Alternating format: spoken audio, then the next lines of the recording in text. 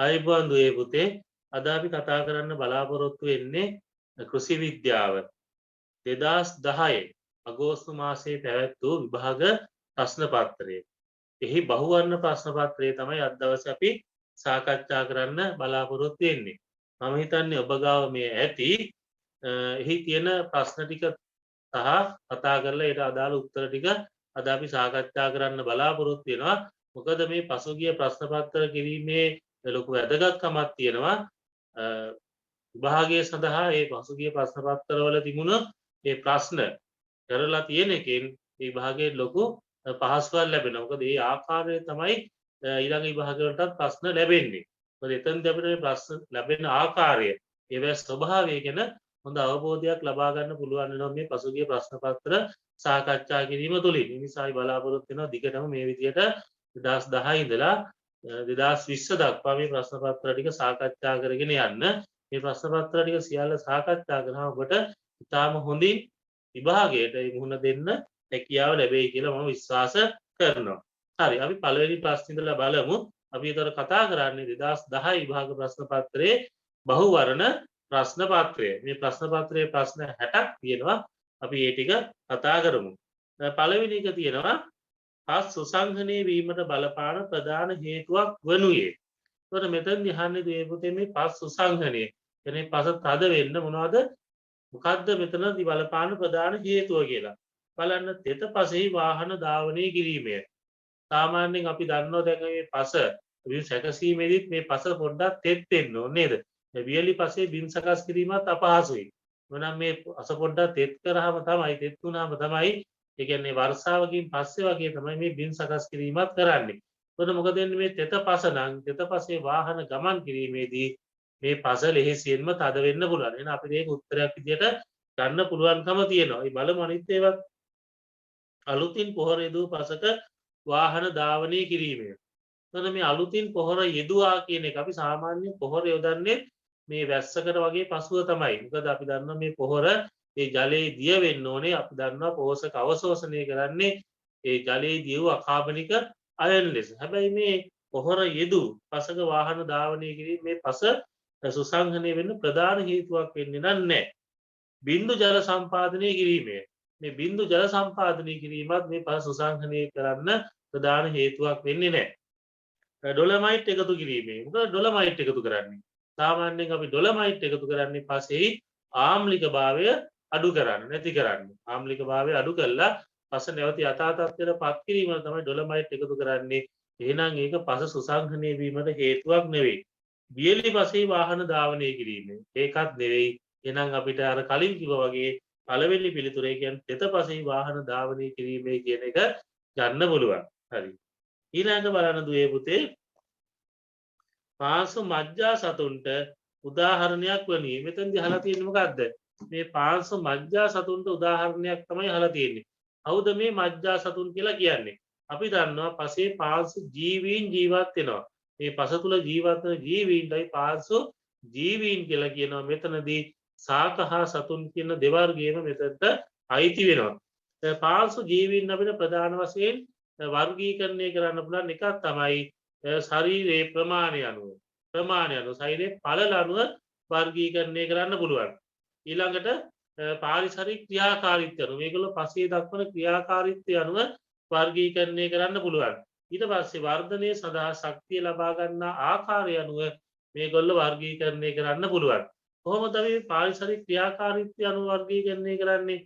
එතකොට මෙතනදී ශාක මත යැපෙන පාංශු ජීවීන් ඉන්නවා. ඊළඟට මල ද්‍රව්‍ය මත යැපෙන සුද්ධ ජීවීන් ඉන්නවා. පාංශු ජීවීන් ඉන්නවා. සුද්ධ ජීවීන් විශේෂයෙන්ම විලෝපිකයින් ඉන්නවා. තරපෝෂිතයින් ඉන්නවා. බැක්ටීරියා මත යැපෙන දිලීර මත යැපෙන පාංශු ජීවීන් ඉන්නවා. මේ ආකාරයට අපිට ඒගොල්ලන්ගේ පාරිසරික ක්‍රියාකාරීත්වය අනුව වර්ගීකරණය කරන්න පුළුවන්. ඊට පස්සේ මේගොල්ලෝ වර්ධනය සඳහා ශක්තිය ලබා ගන්න ආකාරය අනුව කොහොමද එහෙම වර්ගීකරණය කරන්නේ? ස්වයංපෝෂිතයින් ශාක මේ දෙගොල්ලෝ තමන්ගේ ආහාර නිෂ්පාදනය කරගන්නවා. විසම්පෝෂිතයින් ඒ නිපදු ආහාර මත යැපෙන විසම්පෝෂිතයින් කියන විදිහට අපිට හඳුන්වන්න පුළුවන්. එහෙනම් ඒ ආකාරයට අපිට මේ පාංශු ජීවීන් වර්ගීකරණය කරන්න පුළුවන්. ඔන්න ඊළඟ තමයි එන්නේ මොකද්ද? මේ ශරීරයේ ප්‍රමාණය අනුව පළල අනුව වර්ගීකරණය කිරීම. කොහොමද එහෙම වර්ගීකරණය කරන්නේ? එතනදී අපිට පාංශු මහා ජීවීන් කියලා වර්ගීකරණය කරන්න පුළුවන්. මහා ජීවීන් කියලා කියන්නේ මේ ශරීර ප්‍රමාණය පළල 2 මිලිමීටර් වලට වඩා වැඩි නම් අපි කියනවා ඒගොල්ලෝ කවුද? මහා ජීවීන් කියලා. ඊට පස්සේ ඉන්නවා මජ්ජා ජීවීන්. පාංශු මජ්ජා ජීවීන්. මජ්ජා ජීවීන් කියන්නේ කවුද? 0.1 මිලිමීටර ඉඳලා 2 මිලිමීටර දක්වා ප්‍රමාණයේ තියෙන අපි කියනවා පාංශු මජ්ජා ජීවීන් කියලා. ඊළඟට එනවා කවුද? සුද්ධ ජීවීන්. සුද්ධ ජීවීන් කියලා කියන්නේ කවුද? 0.1 මිලිමීටර වලට වඩා අඩු ප්‍රමාණයකට අපි කියනවා සුද්ධ ජීවීන් කියලා. එහෙනම් මේ අනුව අපිට මේගොල්ලෝ වර්ගීකරණය කරන්න පුළුවන්. එතකොට මහා ජීවීන් කවුද? මහා ජීවීන් විදියට අපිට හරිත ශාක සහ සත්වයින් ගන්න පුළුවන්. එතෙන්දි මේ සත්වයින් ගන්නකොට පෘෂ්ඨවංශීන් විදියට මීයෝ ඒ වගේ සත්තුනත් අපිට ගන්න පුළුවන්. ආත්‍රපෝඩා විදියට කුරුමිනියෝ කුහුඹියෝ ඒ වගේ අය ගන්න පුළුවන්. එතකොට ගැඩවිලුන් වගේත් ගන්න පුළුවන්. අරලීඩාවන් ගැඩවිල්ලෝ කියලා කියන්නේ. ඊට පස්සේ මුළුස්තාවන් විදියට ගොළු බෙල්ලෝ හංගොල්ලෝ මේ වගේ සත්තු ගන්න පුළුවන්. එතකොට මජ්ජා ජීවීන් විදියට මයිටාවන් ඒ වගේම ඇනලීඩාවන් ඒ වගේත් අපිට ගන්න පුළුවන්. ලයිකන වගේ ශාක ගන්න පුළුවන් නේද? සුද්ධ ජීවීන් විදියට බැක්ටීරියා දිලීර ඒ වගේ අපිට ගන්න පුළුවන්. එහෙනම් මේ විදිහට තමයි අපිට මේ සුද්ධ ජීවී මේ පාංශු ජීවීන්ගේ ප්‍රමාණය අනුව වර්ගීකරණය කරන්නේ. දැන් බලමු මොකක්ද මෙතන අහලා තියෙන්නේ කියලා. මෙතන අහලා තියෙන්නේ මජ්ජා සතුන්ට උදාහරණයක් වනුයි. වේයා කියන්නේ පැහැදිලිවම පසේ තමයි යා ඉන්නේ. නමුත් යා මහා ජීවියෙක්. ඊළඟට ඉන්නවා කවුද?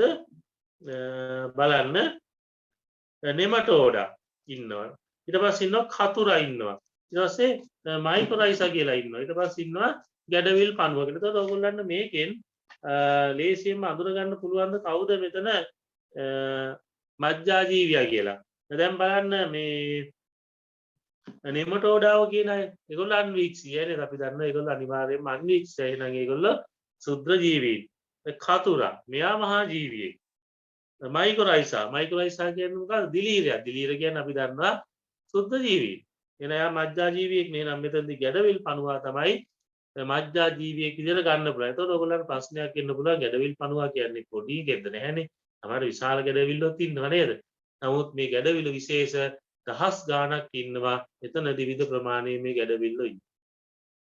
මේකයි. ඒතකොට ගැඩවිලා කියන්නේ මේ විශේෂයන් විශේෂ ගණනාවක් ඉන්නවා. එතනදී මේගොල්ලන්ගේ ප්‍රමාණය එක් අයගේ වෙනස් වෙනවා. ඒ නිසා තමයි එතනදී ගැඩවිල් පණුවා කියන කෙනා තුවම් කියන කෙනා මජ්ජා ජීවියෙක් විදියට අරගෙන තියෙන්නේ. හරි.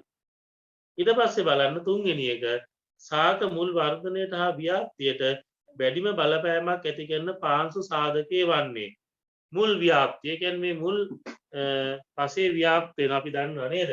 ඒකට මේ මුල් ව්‍යාප්ත වෙන තරමට වඩා වැඩි ප්‍රදේශයක ව්‍යාප්ත වෙනවා වඩා හොඳයි. ඒකට පුළුල් පරාසයක තියෙන පෝෂක සහ ජලය අවශෝෂණය කිරීමේ හැකියාව ලැබෙනවා. ඒකට මෙතන අහන්නේ වැඩිම බලපෑමක් ඇති කරන පාංශු සාධකය. ඒත් තෙතමනයක් බලපාන්න පුළුවන්. ඒතකොට ව්‍යාප්තිය අඩු වෙන්නත් පුළුවන් මේ තෙතමනය නිසා. මොකද ජල මට්ටම ඉහළ නම් ඒතකොට මුල් පහළට ගමන් කරනවා අඩුයි. දෘශ්‍ය ඝනත්වය. දෘශ්‍ය ඝනත්වය කියලා කියන්නේ මොකද්ද? මෙතන අපි ගන්නවා දෘශ්‍ය ඝනත්වය සහ සත්ත්ව ඝනත්වය කියලා මේ පසේ ඝනත්ව ආකාර දෙකකට අපි කතා කරනවා. දෘශ්‍ය ඝනත්වය කියලා කියන්නේ මොකද්ද? පසේ ඝන ද්‍රව්‍යයන්ගේ ස්කන්ධය අපි පසේ මුළු පරිමාවෙන් බෙදනවා. එතකොට ඊළඟ සත්ත්ව ඝනත්වය කියලා කියන්නේ මේ ඝන ද්‍රව්‍ය ස්කන්ධය ඒ ඝන ද්‍රව්‍යයන්ගෙන් පරිමාවෙන් බෙදනවා. එතකොට අපි මෙතන මේ බිම් සැකසීම වගේ දෙයක් කරාම මොකද වෙන්නේ? මේ දෘශ්‍ය ඝනත්වයට මොකද වෙන්නේ? දෘශ්‍ය ඝනත්වය අඩු වෙනවා. ඒ කියන්නේ සෛවරතාවය වැඩි වෙනවා. සෛවරතාවය වැඩි වෙනවා දෘශ්‍ය ඝනත්වය අඩු වෙනවා කියන්නේ ඒ මුල් ගමන් කිරීමට පහසු වෙනවා. මුල් ඉතා හොඳින් ගමන් කරනවා. ඉතින් මේ දෘශ්‍ය ඝන බිම් සැකසීමේ අරමුණක් නැහැ මේ දෘශ්‍ය ඝනත්වය අඩු කර ගැනීම නේද? එතකොට මොකද වෙන්නේ? මේ මුල් වලට පහසුවෙන් ගමන් කරන්න මේ පැතිල්ල වැඩෙන්න පුළුවන්කම ලැබෙනවා. එහෙනම් මෙතන උත්තරය වෙන්නේ දෘශ්‍ය ඝනත්වය. එතකොට මේ පසේ වර්ණය මෙතනදී ලොකු බලපෑමක් ඇති කරන්නේ නැහැ. උෂ්ණත්වයත් එහෙම ලොකු බලපෑමක් ඇති කරන්නේ නැහැ. ව්‍යුහයක් නෙවෙයි. එතන දෘශ්‍ය ඝනත්වය තමයි අපිට උත්තරේ විදියට ගන්න ඕනේ. ඊළඟට බලන්න පසක් ඇයුස්සූ විට වෙනස් වෙන දක්වන පාංශු භෞතික ගුණාංගයේ වන්නේ. ඇවිස්සුවේ. ඇත්තටම මෙතනදී මේ බිම් පෙරලීමක් පස ඇවිස්සීමක් නේද? හැරීමක්. ඒ වගේ දෙයක් කළොත් එහෙනම් මොනවද? වෙනස් වෙන භෞතික ගුණාංග. රසායනික හෝ ජෛවීය ගුණාංග නෙවෙයි මෙතන අහන්නේ. කෙලින් මොකක්ද අහන්නේ? භෞතික ගුණාංගයක් තමයි අහන්නේ. සෛවරතාව වෙනස් වෙනවා. වයනය වෙනස් වෙනවද? වයනය වෙනස් වෙන්නේ නැහැ. වයනය කියලා කියන්නේ මොකද්ද? පසේ ඇති වැලි මැටි සහ රොන් මඩවල ඒ සාපේක්ෂ අනුපාතය ඒක වෙනස් වෙන්නේ නැහැ. ඇවිස්සුවා කියලා. සෛවරතාව හා දෘශ්‍ය ඝනත්වය. ඔව් සෛවරතාවය වැඩි වෙනවා දෘශ්‍ය ඝනත්වය එතකොට මොකද වෙන්නේ? අඩු වෙනවා. මේ දෙකම නම් වෙනස් වෙනවා.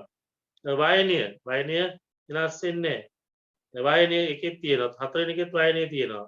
දෘශ්‍ය ඝනත්වය වෙනස් වෙනොත් වයනය වෙනස් වෙන්නේ නැහැ නේද? අංශු ඝනත්වය වෙනස් වෙන්නේ නැහැ. එහෙනම් මෙතනදී අපිට උත්තරේ විදිහට ගන්න තියෙන්නේ සෛවරතාව සහ දෘශ්‍ය ඝනත්වය කියන එක. හරි ඊළඟට ඔන්න ලේසි ප්‍රශ්නයක් තියෙනව නේද? පාසල් කාලගුණික මධ්‍යස්ථාන එක. සමහර පාසල් වල මේ කාලගුණික මධ්‍යස්ථාන පිහිටලා තියෙනවා පාසල් කාලගුණික මධ්‍යස්ථාන. ඒ කාලගුණයට අදාළ විවිධ දත්ත ඒ මගින් ලබා ගැනීම අපි සිදු කරනවා. අනිලමානයේ මයින්නේ මොකක්ද කියලා තමයි අහන්නේ. බලන්න මෙතන තියෙනවා වාෂ්පීකරණ උත්සේදනය. ඒකට මේ වාෂ්පීකරණ උත්සේදනයේදී වාෂ්පීකරණ තැටිය යොදා ගන්න පුළුවන්. පාංශු තෙතමනේ තියෙනවා. අනිලමානයේ පාංශු තෙතමනේ අපි මනින්නේ නැහැ. ආලෝක තීව්‍රතාව විකිරණ මානය මගින් ආලෝක තීව්‍රතාවය මයින්න පුළුවන්. දිවා දිග සූර්ය දීප්තමානය මගින් තමයි දිවා දිග මයින්නේ. සුළඟේ වේගය යන්න මොකෙන්ද මනින්නේ? අනිල මානය මගින්. සුළඟේ වේගය මනින්නේ අනිල මානය මගින්. එහෙනම් අපිට පහට පස්වෙනි පිළිතුර තමයි ගන්න තියෙන්නේ. ඊළඟට මේ පුතේ මේ ජල චක්‍රය ගැන කතා කරලා තියෙනව නේද? ජල චක්‍රයට අවම බලපෑමක් ඇති කරනු ලබන්නේ. මොකද්ද උදේ මේ ජල චක්‍රය කියලා කියන්නේ? ජල චක්‍රය කියලා කියන්නේ පෘථිවි ගෝලයේ එක් ස්ථානයක ඇති ජලය විවිධාකාරයෙන් විවිධ ස්ථානවල විවිධ කාල සීමා ගත කර නැවත මුල් ස්ථානයට පැමිණීමේ සංසිද්ධිය නේද? ඒතකොට එක ස්ථානයක මේ ජලය තිබුණොත් එහෙම මේ උත්සේදනය සහ වාෂ්පීකරණය වගේ මේ ජලය ඒ ජල වාෂ්ප වායු ගෝලයට එක් වෙනවා. ඊට පස්සේ මේක ඝනීභවණය වෙලා බලාකුළු සැදෙනවා. ඊට පස්සේ මේ වායු ගෝලය තුලින් මේක ගමන් කරනවා. ඊට පස්සේ වර්ෂණීය ආකාරයට මේක නැවත පොළවට පතිත වෙනවා නේද? ඊට පස්සේ අපදාවයේ කාන්දු වීම, වැස්සීම, ගැඹුරු වැස්සීම වගේ දේවල් මගින් නැවත භූගත ජලයට එකතු වෙලා නැවත මේ ජල ප්‍රභව වලට එකතු වෙන්න පුළුවන්. ඔන්න ඔක තමයි මේ ජල චක්‍රය කියලා කියන්නේ. එමනම් මෙතන අහන්නේ මොකද්ද? ජල චක්‍රයට අවම බලපෑමක් ඇති කරනු ලබන්නේ. මුහුදු ජලයෙන් නේ. මුහුදු ජලයෙන් මේ ජලය විශාල වශයෙන් වාෂ්ප වෙන ජල චක්‍රයට ලොකු බලපෑමක් මේ මුහුදු ජලය ඇති කරනවා. භූගත ජලය මේ භූගත ජලයටත් මේ ජල චක්‍රයේ තියෙන ජලය එකතු වෙනවා. භූගත ජල චලනය කියලා වෙනම කතා කරනවා නේද? භූගත මේ ජලය මගින් මේ ජලය ගමන් කරනවා. එහෙනම් ඒකත් බලපෑමක් ඇති කරනවා. වායුගෝලීය ජල වාෂ්ප මේ ජල චක්‍රයට විශාල බලපෑමක් ඇති කරනවා. තමයි ඝනීභවණය වෙලා බලාකුළු බවට පත් වෙන්නේ නේද? ග්ලැසියර්. මොනවද මේ ග්ලැසියර් කියන්නේ? ග්ලැසියර් කියන්නේ අයිස් නේද? හිම. අයිස්. මේ අයිස් ඝන වෙලා තියෙන්නේ. ඒතකොට මේ අයිස් ඝන වෙලා ඒවා මේ ජල චක්‍රයට එකතු වෙන්නේ නැහැ. ඒවා ප්‍රයෝජනයක් නැහැ. එහෙනම් එතනින් මේ ග්ලැසියර් වල තියෙන ජලය මේ ජල චක්‍රයත් එක්ක ගමන් කරන්නේ ඒකත් එක්ක ක්‍රියාකාරී වෙන්නේ නැහැ. එහෙනම් ඊළඟට තියෙනවා මතු පිට මිරිදියෙනවා. මතු පිට මිරිදියෙනොත් මේ ජලය වාෂ්ප වෙනවා නේද? අපි කියන්නේ වාෂ්පීකරණය කියලා. මේ මතු පිට තියෙන මේ ජල ප්‍රබෝලයෙන් මතු පිට පෘෂ්ඨයෙන් තමයි මේ ජලය වාෂ්ප වීම සිදු වෙන්නේ. එහෙනම් ලොකු බලපෑමක් ඇති කරනවා. එහෙමනම් මොකද්ද මෙතන ගන්න තියෙන්නේ? ග්ලැසියර තමයි මෙතනදී අඩුම බලපෑමක් කරන්නේ. නම් පිළිතුරු අංක 4. ඊළඟට බලන්න දුවේ පුතේ 7 වෙනි ප්‍රශ්නය. කුඩා පෙරහර අග්‍රස්ත යොදා ගනිමින් වෛරස් රහිත ශාක ලබා ගැනීමේ තාක්ෂණය හඳුන්වනුයේ. අපි දන්නවා දුවේ පුතේ මේ පටක රෝපණය කියන එකයි ශුද්ධ ප්‍රචාරණය කියන එකයි ක්‍රම දෙකක්. පටක රෝපණයේදී මොකද වෙන්නේ? පටක රෝපණයේදී ශාකයක ඕනෑම සජීවී පටක කොටසක් භාවිතා කරලා අපිට මේක රෝපණය කරන්න පුළුවන්. එතෙන්දී ශාකයේ පත්‍ර කැබැල්ලක් එහෙම නැත්නම් බීජයක් කලලයක් ඕනෑම කොටසක් භාවිතා කරන්න පුළුවන්. හැබැයි දුවේ පුතේ මේ විභාජක පරෝහ අග්‍රස්තයක් අරගෙන කරන පටක රෝපණය අපි සවිශේෂී නමකින් හඳුන්වනවා. ශුද්ධ ප්‍රචාරණය කියනවා නේද? එහෙමත් නැත්නම් අපි මේක හඳුන්වනවා විභාජක පටක රෝපණය කියලා. එතකොට මේ ප්‍රශ්නේ අපෙන් අහලා තියෙනවා කුඩා පරෝහ අග්‍රස්තය යොදා ගනිමින් වෛරස් රහිත ශාක ලබා ගැනීමේ තාක්ෂණය හඳුන්වන්නේ පිළිතුර වෙන්න ඕනේ විභාජක පටක රෝපණය කියලා. ඒ කියන්නේ පළවෙනි පිළිතුර. මෙතෙන්ට ඕගොල්ලන්ට ශුද්ධ ප්‍රචාරණය කියලා දීලා තිබ්බත් පිළිතුර විදියට ගන්න පුළුවන්. මේ වෛරස් වලින් තොර ශාක ලබා ගන්න පුළුවන් කියලා විශේෂිත පදයක් දීලා දෙනවා. ඇයි මේ? අපි දන්නවා අග්‍රස්ත අංකුරයක් කියන්නේ විභාජනය වන සෛල ගොනුවක්. මේ සෛල ඉතා වේගෙන් බෙදි බෙදී සංඛ්‍යාවෙන් වැඩි වෙනවා. එතකොට වෛරස් සෛලවලට මේ විභාජක පටකය තුල වර්ධනය වෙන්න බෑ. එහෙම වුණාම අපි මේ වෛරස් රෝග තියෙන ශාකයකින් හරි විභාජක පටකයක් එහෙම නැත්නම් පරෝහ අග්‍රස්තයක් අරගෙන පටක රෝපණය කරාම විභාජක පටක රෝපණය සිදු කරාම ලැබෙන පැළවල වෛරස් රෝග නැහැ. ඊළඟට 8 වෙනි ප්‍රශ්නයත් අපි බලමු. පටක රෝපණයේදී විභේදනය නො වූ සෛල ඇතිවීම හඳුන්වනුයේ. අපි දන්නවා පටක රෝපණයේදී මුලින්ම අපි සූදානම් කරගෙන ජීවාණුහරණය කරගන්න පටක කොටස ජීවාණුහරිත මාධ්‍යයට හඳුන්වා දෙනවනේ. මේ හඳුන්වා දුන්නායින් පස්සේ රෝපණය වෙන්න එහෙම නැත්නම් ගුණණය වෙන්න අපි මේක රෝපණාගාරය තුල තියෙනවා. එතකොට මේ සෛල ටික විභාජක සෛල බවට පත් වෙලා සංඛ්‍යාවෙන් වැඩිවීමක් සිදු වෙනවා. ඒ කියන්නේ අපි ශාක පත්‍රයක් මේ පටක රෝපණයට භාවිතා කරත් මුලින්ම මේ සෛල සියල්ල විභාජක සෛල බවට පත් වෙලා සංඛ්‍යාවෙන් වැඩි කර ගැනීම. එහෙම නැත්නම් විභාජනය වීම සිදු කරනවා. එතකොට ඇතිවෙන මේ සෛල ගොනුව කිසිම කාර්යයක් සඳහා හැඩ ගැහිච්ච නැති මෘදුස්තර සෛල ගොනුවක්. මේ මෘදුස්තර සෛල ගොනුව අපි හඳුන්වනවා විශේෂ නමකින් කිනකය කියලා. එහෙනම් දුවේ පුතේ මේ ප්‍රශ්නේදී අපිට උත්තරය වෙන්න ඕනේ කිනක සෑදීම කියලා බලන්න.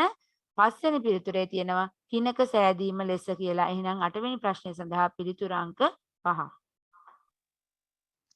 හරි දුවේ පුතේ. එහෙනම් ඔයගොල්ලෝ ඒ 7 වෙනි සහ 8 වෙනි ප්‍රශ්න වලට පිළිතුර හොඳින් ලබා ගත්තා. ඒ වගේම මේ පටක රෝපණය පිළිබඳවත් මේ දැනුම ලබා ගත්තා. ඊළාට තියෙනවා පටක රෝපණයම තමයි 9 වෙනි ප්‍රශ්නයක් තියෙන්නේ. පටක රෝපණයේදී වඩාත් බහුලව භාවිතා වන අර්ධ ඝන ආධාරක. මෙතනදී අහලා තියෙන්නේ දුවේ පුතේ මේ පටක රෝපණයේදී බහුලව භාවිතා වන මාධ්‍ය ගැන. එහෙනම් මොකද්ද මාධ්‍ය? පළවෙනි පිළිතුර ඒගා තමයි මේ පටක රෝපණයේදී බහුලව භාවිතා වන මාධ්‍ය. හරි. අපි එහෙනම් බලමු 10 වෙනි ප්‍රශ්නය. බලන්න 10 වෙනි ප්‍රශ්නේට මොකද්ද තියෙන්නේ කියලා. 10 වෙනි ප්‍රශ්නේ තියෙන්නේ නේද? වල්නාශකයක් පිළිබඳ වීඩිසයිඩ් එකක් ගැන තමයි තියෙන්නේ. එක්තරා වල්නාශකයක පොදු ලක්ෂණයක් වනුයේ එය පසට යෙදූ පසු මාස 2ක් හෝ වැඩි කාලයක් සක්‍රියව පැවතීම. ඒ කියන්නේ මේක මාස 2ක් විතර සක්‍රියව පැවතීමින් ඒකේ ක්‍රියාකාරීත්වය පවත්වාගෙන යනවා. මෙම වල්නාශකයේ වඩාත් හොඳින් විස්තර කළ හැක්කේ. ඒකට අපි වල්නාශක මේ වර්ගීකරණයක් කරලා තියෙන මේ වර්ගීකරණයට අනුව වඩාත් හොඳින් මේක විස්තර කරන්න කොහොමද කියලා තමයි අහන්නේ. බලන්න මුලින්ම තියෙනවා සංස්ථානික වල්නාශකයක් ලෙස. මොකක්ද මේ සංස්ථානික වල්නාශකයක් කියලා කියන්නේ? මේ සංස්ථානික වල්නාශකයක් නම් ඒක යෙදුවට පස්සේ ඒක ශාකයට උරා ගන්නවා. උරාගෙන මේ ශාකයේ තුලින් ගමන් කළා නේද? ඒක ඒ ශාකයට විස වෙනවා. එහෙනම් ඒක මේ පසේ මාස 2ක් තියෙන්න බෑ. එහෙනම් ඒ උත්තරේ අපිට ගන්න බෑ. වරණීය වල්නාශකයක් ලෙසය. වරණීය වල්නාශක විදිහට ගොඩක් වෙලාවට මේ કૃතිම හෝමෝන සහ වර්ධක යාමක තමයි යොදාගන්නේ. ඒවත් මේ ශාකමත් තමයි කෙලින්ම ක්‍රියාකාරී වෙන්නේ. නම් ඒක පසේ තිබිලා ක්‍රියාකාරී වෙන්න බෑ. එහෙනම් ඒ උත්තරේ ගන්නත් බෑ. තුන්වෙනි එක බලන්න. పూర్ව නිර්ගමන වල්නාශකයක් ලෙසය. එතකොට මොකක්ද මේ పూర్ව නිර්ගමන වල්නාශකයක් කියලා කියන්නේ? එතකොට මේ పూర్ව නිර්ගමන වල්නාශක දුවේ පුතේ පරෝහණේ නොවු එහෙම නැත්නම් පරෝහණේ වෙමින් පවතින බීජ මත ක්‍රියාකාරී වෙලා ඒ පරෝහණය අඩු නැති කරනවා. එහෙම නැත්නම් ඒ පරෝහණයට බාධා කරනවා. එහෙම නැත්නම් ඒ පරෝහණය වෙන්න දෙන්නේ නැහැ. එහෙමනම් මෙතනදී ඒක පසේ තිබීමින් තමයි මේ ක්‍රියාකාරී වෙන්නේ. එහෙමනම් අපිට මේ පිළිතුර විදියට මේ තුන ගන්න පුළුවන්. අපි හතරවෙනි එකත් බලමු. ස්පර්ශ වල්නාශකයක් ලෙසය. එතකොට මේක ශාක සමග ස්පර්ශ වුණොත් තමයි මේ ස්පර්ශ වල්නාශකය කියන එක ක්‍රියාත්මක වෙන්නේ. එහෙනම් මේක පසේ ක්‍රියාත්මක වෙන එකක් නෙවෙයි. නම් අපිට මේ පිළිතුර ගන්න බෑ. ඊළඟට පස්වෙනි එක තියෙනවා පශ්චාත් නිර්ගමන වල්නාශකයක් ලෙසය. එතකොට මේ පශ්චාත් නිර්ගමන වල්නාශකයක් පරෝහණය වූ ශාක මත. ඒ කියන්නේ පරෝහණය වෙච්ච ඒවා දැන් අපි අර කලින් කිය පූර්ව නිර්ගමන ගන්න පොරෝහණේ නොවූ හෝ පොරෝහණේ වෙමින් පවතින ඒවානේ. ඒ ප්‍රෝහණේ ආරම්භ වෙමින් පවතින ඒවා. එහෙනම් මේ පශ්චාත් නිර්ගමනය කරන පොරෝහණේ වූ සාග. කියන පොරෝහණේ වෙච්ච සාග මත තමයි බලපාන්නේ. යා බීජ පොරෝහණයට බලපෑමක් නැහැ. එහෙමනම් මෙතනදී අපිට මේකට පිළිතුරක් විදියට ගන්න තියෙන්නේ මේ පූර්ව නිර්ගමන වල්නාශකයන් ලෙසේ කියන එක අංක 3. ඊට පස්සේ බලන්න 11 මකුළුවන් කෘමීන්ගෙන් වෙනස් වන්නේ ඔවුන්ට. මෙතනදී අහන්නේ මේ මකුළුවන් කියන අය කෘමීන්ගෙන් වෙනස් වෙන්නේ කොහොමද කියලා. තවත් දුවේ පුතේ මේ මකුළුවන් සහ කෘමීන් කියන දෙකොල්ලම ආත්‍රපෝඩා කියන අයට තමයි අයිති වෙන්නේ. එහෙමනම් එතනදී මේගොල්ලන්ගේ වෙනස්කම් තමයි අපි අහන්නේ. එතකොට මේගොල්ලෝ මේ මයිටාව කියලා අපි කතා කරනවා නේද? පරිබෝධකයෙක් ගැන මේ මයිටාව අයතන කාණ්ඩයටම තමයි මේ මකුළුවනුත් අයිති වෙන්නේ. එහෙමනම් අපි කතා කරලා තියෙනවා මේ කෘමීන් සහ මයිටාවන් මේ මකුළුවන් අයිති වෙන කාණ්ඩය අතර තියෙන සමානකම් සහ වෙනස්කම්. මොනවද සමානකම්? මං කිව්වා කලින් මේගොල්ලෝ දෙගොල්ලෝ මොකුන්ද? ආත්‍රපෝඩාව කියලා කිව්වන්නේ නේද? එහෙනම් මේ ආත්‍රපෝඩාවන්ට තියෙන පොදු ලක්ෂණ මේ දෙගොල්ලන්ටම තියෙන මොනවද තියෙන්නේ? බාහිර සැකිල්ලක් තියෙනවා නේද? ඒ වගේම සංදිපාද ඇත. ආත්‍රපෝඩා සංදිපාත තියෙන සංදිපාදයක් තියෙනවා. හැවහැලීමක් සිදු කරනවා. එහෙනම් මේවා සමාන ලක්ෂණ. එහෙනම් මේ වෙනස් වන්නේ කියලා නන්නේ. දැන් ඒ ලක්ෂණ ගන්න බෑ. මොනවාද වෙනස් ලක්ෂණ? තවත් දුවේ පුතේ මේ කෘමීන්ගේ දේහය පැහැදිලිව තුනකට බෙදලා තියෙනවා. තිස උරස උදරය කියලා ප්‍රධාන කොටස් තුනකට බෙදලා තියෙනවා. හැබැයි මේ මයිටාවන්ගේ එහෙම නැත්නම් මේ මකුළුවන්ගේ බෙදලා තියෙන්නේ කොහොමද? ශීර්ෂ උරසය සහ උදරය කියලා ප්‍රධාන කොටස් දෙකක්. හැබැයි මේ කොටස් දෙකක් පැහැදිලිව බෙදලා තියෙනවා. ඒතකොට කෘමීන්ට පාද යුගල් 3යි. කියන්නේ කකුල් 6යි. පාද යුගල් 3යි. මකුළුවන්ට පාද යුගල් 4යි. කියන්නේ කකුල් 8යි. පාද 8යි නේද? කෘමීන්ට අදෝහණු තියෙනවා. මේ මකුළුව මයිටාවන්ට ඒවා නැහැ. කෘමීන්ට බොහෝ විට පියාපත් තියෙනවා දුවේ පුතේ. හැබැයි මකුළුවන්ට පියාපත් තියෙනවා දැකලා තියෙනවද? නෑ. කවදාවත් මකුළුවන්ට පියාපත් තියෙනවා අපි දැකලා නෑ. කෘමීන්ට ස්පර්ශක තියෙනවා. මයිටාවන්ට මේ ස්පර්ශකත් ඒ තියෙනවා අපි දැකලා නෑ. එමන් අය බලමු මේ කිව්ව ලක්ෂණත් එක්ක කොහොමද මේ කෘමීන් මකුළුවන් කෘමීන්ගෙන් වෙනස් වෙන්නේ කියලා. එතකොට මකුළුවන් කෘමීන්ගෙන් වෙනස් වන්නේ ඔවුන්ට. ඒ කියන්නේ මකුළුවන්ට තියෙන දේ තමයි මේ කියන්නේ. මකුළුවන් කෘමීන්ගෙන් වෙනස් වන්නේ ඔවුන්ට. මකුළුවන්ට මොනවද තියෙන්නේ? පාද 6ක් තියෙනවා කිව්වොත් එහෙම මේක වැරදි. ඒ පළවෙනි පිළිතුරු දෙකම එතනින්ම අපිට අයින් කරන්න පුළුවන්. පාද 8ක් කියලා ඊළඟ පිළිතුරු තුනේම තියෙන මේ පිළිතුරු තුන එතෙන්දී හරි. බලමු තුන්වෙනි එක පැහැදිලිව වෙන් වූ දේහ ඛණ්ඩ 3ක්. දේහ ඛණ්ඩ 3ක් නෑ. තියෙන්නේ 2යි. නම් ඒක වැරදි. පාද 8ක් හා පැහැදිලිව දේහ ඛණ්ඩ අපැහැදිලි දේහ ඛණ්ඩ දෙකක් ඇති වෙයි. පැහැදුවේ පුතේ මේ දේහ ඛණ්ඩ දෙක පැහැදිලි. පාද 8ක් හා පැහැදිලිව වෙන් වූ දේහ ඛණ්ඩ දෙකක් ඇති වෙවිනි. එනම් මෙතනදී පස්වෙනි පිළිතුර තමයි නිවැරදි පිළිතුර විදියට ගන්න තියෙන්නේ. හරි. ඊළඟ බලන්න 12 වෙනි ප්‍රශ්නේ පලිබෝධ නාශක නිෂ්පාදනයක ලේබලය භාවිතයට පෙර කියවා තේරුම් ගත යුතුය. මේ පළවෙනි උත්තරේ කියවනකොට මේක නිවැරදි කියලා අපිට හැඟෙනවා. ඔව්. ඒ උතේක නිවැරදි. පලිබෝධ නාශක නිෂ්පාදනයක ලේබලය භාවිතයට පෙර කියවල අනිවාර්යයෙන්ම තේරුම් ගන්න ඕනයි. බලමු මේ පිළිතුර හරියටම හරි. අනිත් ඒවත් මොනවද තියෙන ගැටලු කියලා බලමු. ලේබලය යොදා ඇත්තේ පළමුවට භාවිතා කරන්නට උපදෙස් දීමේ අරමුණින්.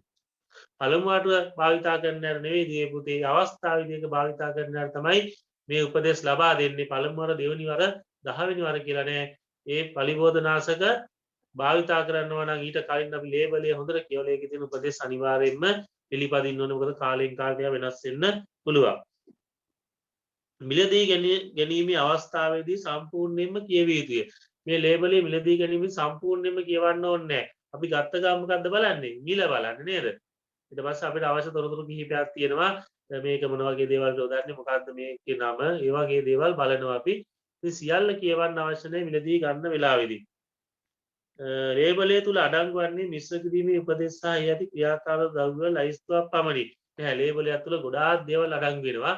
මම දැන් මේ ලේබලය තුල අඩංගු වෙන දේවල් විශේෂයෙන් මෙතන කතා කරන්නේ ඔයගොල්ලෝ දන්නවා. ලේබලය තුල ඒකේ නම තොරේ ක්‍රියාකාරී ද්‍රව්‍ය තොරේගේ තියෙන මේ කොහෙද නිෂ්පාදනය කරලා තියෙන්නේ. ඒ වගේ විවිධ දේවල් ඒකේ විස බව පිළිබඳ දේවල් ගොඩාක් දේවල් මේ පලිබෝධනාශක ලේබල් එක අඩංගු වෙනවා. එhmenan මේ ප්‍රකාශයත් වැරදි. ලේබලේ මගින් සපයනු ලබන්නේ ගොවීන්ට ප්‍රයෝජනවත් තොරතුරු පමණි. ගොවීන්ට ප්‍රයෝජනවත් තොරතුරු පමණද නැහැ දුවේ පුතේ මේක නේද? මේ විකුණන කෙනාට වෙලෙන්දට අවශ්‍ය තොරතුරු සපයන. ඒ වගේම තමයි හොඳට මතක තියාගන්න මේ පලිබෝධනාශක විසවීමක් වුණොත් ගොවීන්ට ඒ යොදන කෙනාට විසවීමක් වුණොත් යාව රෝහලට අරගෙන යද්දි කියන්නේ මොකද්ද? මේ බෝතලෙත් එක්කම අරගෙන යන මේ ලේබලෙත් එක්කම අරගෙන යන. මොකද ඒ විසවුණු කෙනාට ප්‍රතිකාර කරන වෛද්‍යවරයාට අවශ්‍ය තොරතුරු මේ ලේබලේ අඩංගු වෙනවා. එහෙනම් මේ ගොවියාට අවශ්‍ය තොරතුරු විතරක් නෙවෙයි මේ පරිබෝධනාශක ලේබල් එක අඩංගු වෙන්නේ. එහෙනම් මේකට පිළිතුර මොකද්ද? මේකට පිළිතුර අංක 1. 13 වෙනි එක බලන්න පුතේ. ගොවියෙකුට උඩරට ප්‍රදේශයේ කුඩා පරිමාණ කැපූ මල් වගා ව්‍යාපෘතියක් ආරම්භ කිරීමට අවශ්‍යව ඇත. ඔහුගේ භෝගයට වඩා උචිත ප්‍රචාරක ව්‍යුහය වන්නේ. කොහෙද මෙයා දැන් මේ වගා ආරම්භ කරන උඩරට ප්‍රදේශයේ උඩරට. නේද? එහෙමනම් අපි දන්නවා මේ ප්‍රදේශයට ඇද්ද උෂ්ණත්වය අඩු වෙනව නේද? උෂ්ණත්වය අඩු වෙනව නේද? අපි දන්නවා සාමාන්‍ය මීටර් 1000ක් යනකොට උෂ්ණත්වය කොච්චරකින් අඩු වෙනවද? සෙල්සියස් අංශක 6.4කින් අඩු වෙනවා. එහෙනම් උෂ්ණත්වය අඩුයි. එහෙනම් මේ උෂ්ණත්වය ආරක්ෂා වෙන විදිහේ ව්‍යුහයක් තමයි යාට අවශ්‍ය වෙන්නේ. ඒ සඳහා මොකක්ද යොදා ගන්න පුළුවන්? දැල් ගෘහයකින් මේක අපිට කරන්න බෑ. පොලිතින් නුමකින් කරන්න පුළුවන්. පොලිතින් නුමක නිවැරදි පිළිතුර වෙන්න පුළුවන්. උණුසුම් පාත්‍යයක් මෙතනදී අවශ්‍ය වෙන්නේ නැහැ. සාක දැඩි කිරීමේ ඒකකයක් අවශ්‍ය වෙන්නේ නැහැ. යාට හරිතාගාරයක් නෙවෙයි මෙතනදී මෙයා කැපූ මල් විතරයි මෙතනදී වගා කරන්න බලාපොරොත්තු වෙන්නේ. ඒ නිසා මෙයාට පහසු වෙනු මේක පොලිතින් නුමක පොලි ටනල් එකක් භාවිතා කරලා කරන්න පුළුවන්. නම් පිළිතුර අංක 2.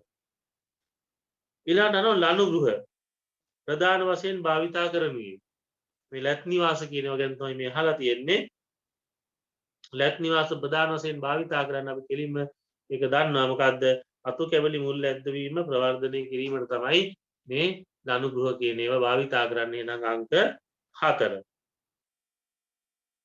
ඊළඟට 15 පහසු ප්‍රශ්නයක් 15 සාකයක ජල අවශෝෂණයේ මූලික වශයෙන් රඳා පවතිනුයේ මොකක් මතද? උත්සේදන දූෂණය මත. මේක සාක කායික විද්‍යාවේ කතා කරනවා. සාකයක ජල අවශෝෂණයේ මූලික වශයෙන් රඳා පවතින්නේ උත්සේදන දූෂණය මත. පිළිතුර අංක 1. ප්‍රභා සංශ්ලේෂණය සිදුවන්නේ මේ සාක පත්‍රයක් තුළ ප්‍රභා සංශ්ලේෂණය කොහෙද සිදුවන්නේ කියලා අහනවා. ප්‍රභා සංශ්ලේෂණය සිදුවන්නේ දුවේ පුතේ මෙතන තියෙනවා ගෝටිකා තුල නෙවෙයි. ගෝටිකාව කියන්නේ සිදුරක්. සනාල කදම්බ තුල නෙවෙයි.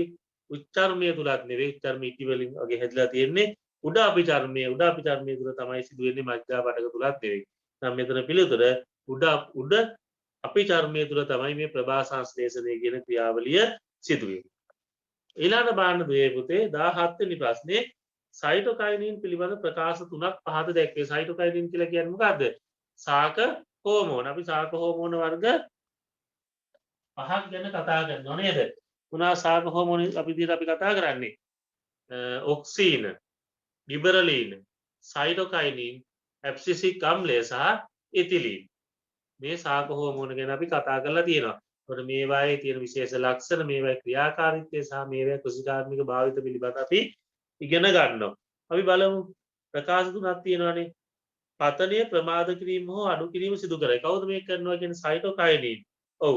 මේ සයිටෝකයිනින් මගින් මේ පත්‍රවල වයසට යාම ප්‍රමාද කරනවා. එහෙනම් වයසට යාම ප්‍රමාද කරනවා කියන්නේ මොකක්ද? ඒක පතනය වෙන්න ප්‍රමාද කරනවා කියන එක තමයි. එහෙනම් මේ ප්‍රකාශය හරි. හරි. සෛල විශාල වීම උත්තේජනය කරයි. ඔව්. මේ සයිටෝකයිනින් මගින් සෛල විශාල වීම බෙදීම උත්තේජනය කරනවා. ඒ වගේම තමයි සෛල විශාල වීම උත්තේජනය මගින් මේ පත්‍රවල වර්ධනයත් මෙයා උත්තේජනය කරනවා. එහෙනම් මේ එතනදී අපි ගත්තොත් එහෙම මේ B ප්‍රකාශයත් හරි. ඊළඟට C බලමු. බීජ හා බීජ පැලවල සුප්තතාව ඇති කරයි. සුප්තතාව ඇති කරන්නේ කවුද? සුප්තතාව ඇති කරන්නේ ඇබ්සිසික් අම්ලය මගින් ඒක ඉවත් කරනවා කවුද? ගිබරලින් මගින්. එහෙනම් මේ සයිටෝකයිනින් වල එතනදී සම්බන්ධතාවයක් නැහැ. එහෙනම් මෙතනදී නිවැරදි දෙන්නේ මොකක්ද? A සහ B ප්‍රකාශ පමණයි. එහෙනම් අපේ නිවැරදි පිළිතුර විදියට ගන්න පුළුවන් පිළිතුර අංක 4. බලන්න ඊට පස්සේ 18 වෙනි ප්‍රශ්නය පත්‍රමේ එළවලු කෙටි කාලයකට ගබඩා කිරීමට වඩා සුදුසු තත්ත්වය එහෙම නැත්නම් තත්ත්ව වනුයේ පාත්‍ර මේ කොළ එළවලු පලා වර්ග නේද දුවේ පුතේ. එවනම් මේ පලා වර්ග වගේ ගබඩා කරන්න අඩු උෂ්ණත්වය යටතේ අඩු උෂ්ණත්වය යටතේ සහ දැඩි සාපේක්ෂ ආර්ද්‍රතාව. වැඩි සාපේක්ෂ ආර්ද්‍රතාවය මොකද වෙන්නේ? ඒ වායුගෝලීය සාපේක්ෂ ආර්ද්‍රතාව ජල වාෂ්ප ප්‍රමාණය වැඩිනම් ඒ පාත්‍ර ඉඳලා ජල වාෂ්ප ඒ වායුගෝලයට පිට වෙන්නේ ඒ ජලයේ තුල ආරක්ෂා වෙන. එහෙනම් ඒ කියන්නේ නැවුම් බව ආරක්ෂා කරගන්න පුළුවන්. උෂ්ණත්වය වැඩි වුණොත් ඒ මොකද වෙන්නේ? මේ වාෂ්පීකරණය වැඩි වෙලා ජල හානි වෙලා ඒ නැවුම් බව හානි වෙන්න පුළුවන්. එහෙනම් කොහොමද මේ ගබඩා කරන්න ඕනේ? අඩු උෂ්ණත්වය හා වැඩි සාපේක්ෂ ආර්ද්‍රතාවයේ යටතේ. ඊළඟ අහනවා දුවේ පුතේ බලන්න පසේ ඇති පලිබෝධනාශක අවසානයේ විදහෙනු ලබන්නේ. මේ පස්සේ තියෙන පලිබෝධනාශකත් අවසානයේදී විදහෙලෙන්න ඕනේ. විදහෙලෙන්න නැතුව තිබුණොත් එහෙම ඒ පරිසරයේ තිබුණොත් ගැටලුවක්. කවුද විදහෙලන්නේ? බැක්ටීරියා සහ දිලීර මගින් තමයි මේ පලිබෝධනාශකත් අවසානයේදී විදහෙලන්නේ. පස පිළිබඳ වඩා නිවැරදි ප්‍රකාශය අනුවේ. පස ගැන මේ ප්‍රකාශ කීපයක් තියෙනවා. පස හරින් වැදගත් නේද දුවේ පුතේ? මේ පසමත් තමයි මේ සියලු වගාවන් සිදු කරන්නේ. පස හරින් වැදගත් දෙයක්. පස අපිට තියෙන ස්වභාවික සම්පතක්. ඒ පස ආරක්ෂා කරගන්න ඕනේ. බලන්න පස ගැන මොනවද කියලා තියෙන්නේ. පස සෑම වර්ෂකම අලුත් වෙමින් ඉතා ඉක්මනින් ජනනය වේ. පස අලුත් වෙන පුළුවන් නමුත් ඉතා ඉක්මනින් ජනනය වෙන්නේ මේ පාංශු ජනන ක්‍රියාවලිය සඳහා අවුරුදු දහස් ගානක කාලයක් ගත වෙනවා. ඒ නිසායි මතක තියාගන්න පස ඉක්මනින් හැදෙන එකක් නෙවෙයි. එහෙනම් පස ආරක්ෂා කරගන්න ඕනේ. පස හැදෙන්න ඉතා දීර්ඝ කාලයක් ගත වෙනවා. මැටිපසේ ජලය දරා සිටීම වැලිපසට වඩා අඩුයි නෑ. මැටිපසේ ජලය දරා සිටිනවා නේද? වැලිපසේ ජල වහනය වැඩි. ජලය රැඳෙන්නේ නෑ. ජල සම්පාදනය අඩු කිරීම මගින් පසේ ලවණ ඉවත් කළ හැකිය. ජල සම්පාදනය අඩු කරලා බෑ. ජල සම්පාදනය වැඩි කරන්න ඕනේ. අපි ජල සම්පාදනය වැඩි කිරීම මගින් මේ ලවණ සෝදා හැරීමක් අපිට කරන්න පුළුවන්. පසේ සාරවත් බවට pH අගය බලපායි. පොදුවේ පුතේ. පසේ සාරවත් බවට pH අගය බලපාන. සමහර පෝෂක ද්‍රාව වෙන්න pH අගය තියෙනවා. ඒ නිසා පස සාරවත් වෙන මේ pH අගයේ බලපෑමක් තියෙන ප්‍රශස්ත pH අගයක් අපි වගා භූමියක පසයි පවත්වා ගන්න ඕනේ. එහෙනම් හතරවෙනි ප්‍රකාශය හරි. දැන් එන හතර නිවැරදි පිළිතුර ආවන් නේද? පහත් බලමු. කාබනික ද්‍රව්‍ය එකතු කිරීමෙන් පස මගින් බෝවෙන රෝග පාලනය කළ හැකියි. ඒතර කාබනික ද්‍රව්‍ය වල ප්‍රයෝජනයි බොහොමයක් කියලා තියෙන ගොඩක් කතා කරලා තියෙනවා. මේ බෝවෙන රෝග පාලනය කරන්නේ කාබනික ද්‍රව්‍ය එකතු කිරීමෙන් කරන්න බැහැ. සඳහා වෙනත් අපි ක්‍රියාමාර්ග අනුගමනය කරන්න ඕනේ. නම් මේ ප්‍රකාශය වැරදි. එහෙනම් නිවැරදි පිළිතුර වෙන්නේ අංක 4. හරි ඊළඟ ඔයගොල්ලන්ට තියෙනවා බලන්න මේ පස පිළිබඳව තමයි තව ප්‍රශ්න ටිකක් තියෙනවා. අපි එහෙනම් මේ ප්‍රශ්න ටිකක් දැන් බලමු. හරි දුවේ පුතේ අපි මේ 21 සහ 22 ප්‍රශ්න දෙක බලමු. ප්‍රශ්න අංක 21 හා 22ට පිළිතුරු සැපයීම සඳහා පහත රූප සටහන යොදා ගන්න කියලා අපිට දීලා තියෙන මේ වයන ත්‍රිකෝණය. එතකොට මේ වයන ත්‍රිකෝණය බැලුවම මේකේ පුංචි printing mistake එකක් තියෙනවා. ඒක ඕගොල්ලෝ චුට්ටක් තේරුම් ගන්න. මොකද මේ මෙන්න මෙතෙන්ට එන්න ඕනේ percentage of silt කියලා.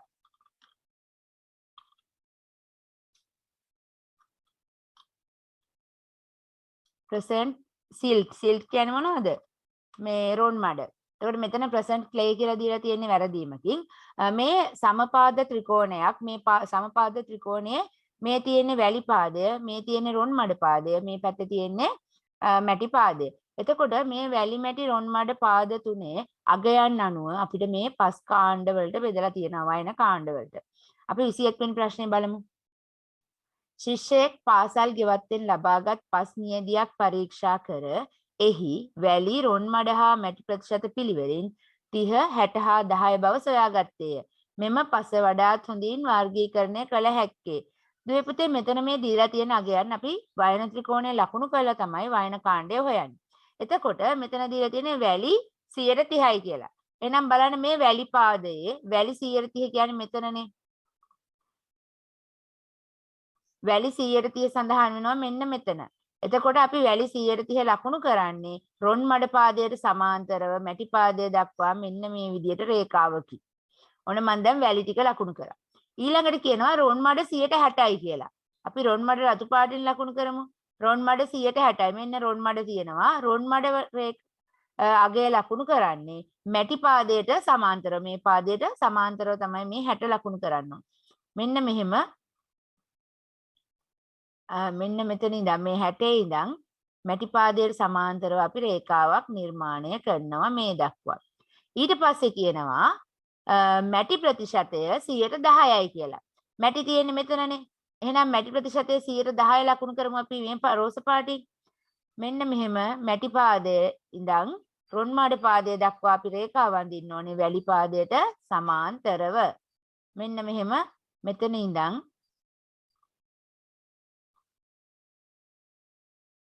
පොඩ්ඩක් ඉන්න. මෙහෙම මෙතන ඉඳන් රේඛාව ඇඳම මේ රේඛා තුන එකිනෙක ඡේදනය වෙන්නේ මෙතන නේද? මෙන්න මේ කොටුවේ සඳහන් වෙලා තියෙන අපිට මෙන්න මෙතන විශේෂ කොටුවක් ලකුණු කරලා තියෙනවා. මෙන්න මේ කොටුව තුල සඳහන් වෙන පස් කාණ්ඩය තමයි දැන් අපේ පස් කාණ්ඩය අයිති වෙන්නේ. එතකොට අපි මේ මෙන්න මේ කොටුව මොකද්ද කියලා බලන්න ඕන. දුවේ පුතේ මෙතන තියෙන්නේ සිල්ක් ලෝම් කියලා තමයි. චුට්ටක් පැහැදිලි මදි. නමුත් මෙතන තියෙන්නේ සිල්ක් ලෝම කියලා. සිල්ක් ලෝම කියන එක බලන්න මේ අපේ මේ දීලා තියෙන සිංහල නම් ටිකත් එක්ක සිල්ක් ලෝම් කියන එක බලන්න මෙතන රොන් මඩ ලෝම. එහෙනම් අපේ පස් කාණ්ඩය රොන් මඩ ලෝම කියන එක අපි බලමු පිළිතුරු වල රොන් මඩ ලෝම තියනවද කියලා. බලන්න වැලිමය මැටි ලෝම පසක් ලෙස නැහැ. රොන් මඩ මැටි නෑ. රොන් මඩ ලෝමනේ වෙන්න ඕනේ. ඒක වැරදි. ලෝම වැලි පසක් වැරදි. වැලිමය මැටි පසක් ලෙස වැරදි. බලන්න දුවේ පුතේ පස්වෙනි පිළිතුරේ තියෙනවා රොන් මඩ සහිත ලෝම පසක් ලෙස අපිට ආවේ රොන් මඩ ලෝම කියලානේ. එහෙනම් 21 වෙනි ප්‍රශ්නෙට පිළිතුර අංක 5. ඊළඟට 22 බලමු. මැටිමය ලෝමපස් නියදියකට වඩාත් ගැළපෙන පාංශු අයනය වනුයේ. එතකොට දුවේ පුතේ මෙතන මැටිමය ලෝමපස් කාණ්ඩයක් ගැන අහන්නේ. එතකොට මේ මැටිමය ලෝම කියන කාණ්ඩයට අයිති වෙන්නේ මෙන්න මේ පස් කාණ්ඩ වෙන්න මේ ඇතුළත තියෙන පස්. මෙන්න මේ මම සටහන් කරන සීමාව ඇතුළත. මම කිය චුට්ටක් මේක පැහැදිලි මදි. ඒ වුණාට මේක අපිට අඳුන ගන්න පුළුවන්. මෙන්න මේ සීමාව ඇතුළත පස් කාණ්ඩයක් වෙන්න ඕනේ. මේ තියෙන විදිහට මැටිමය ලෝම පස් නියදියට අයිති වෙන්නේ. එහෙනම් අපිට මෙතන තියෙනවා ලක්ෂ දෙකක්. එකක් මේ ලක්ෂය අනික මේ ලක්ෂය. ඔය ලක්ෂ දෙකෙන් එකක තමයි අපි කියන ඔය පස් කාණ්ඩේ තියෙන්නේ. අපි ඉස්සෙල්ලා බලමු මෙන්න මේ මම මෙන්න මේ සටහන් කරන ලක්ෂය බලමු අපි ඉස්සෙල්ලා. හරිද? ඒක හොයන්නේ කොහොමද? ආයෙත් අපි අර විදිහට මෙතන ඉඳන් රේඛා ගන්න ඕන. අපි වැලි පාදයේ කියන්නේ වැලි අගය හොයන්න නම් වැලි ප්‍රතිශතය හොයන්න නම් මෙතන රොන් මඩ පාදයට සමාන්තරව මේ විදිහට රේඛාවක් අඳින්න ඕන වැලි පාදයට. එතකොට වැලි අපිට එනවා 140යි කියලා. ඊළඟට අපි බලමු රොන් මඩ කොච්චර තියෙනවද කියලා.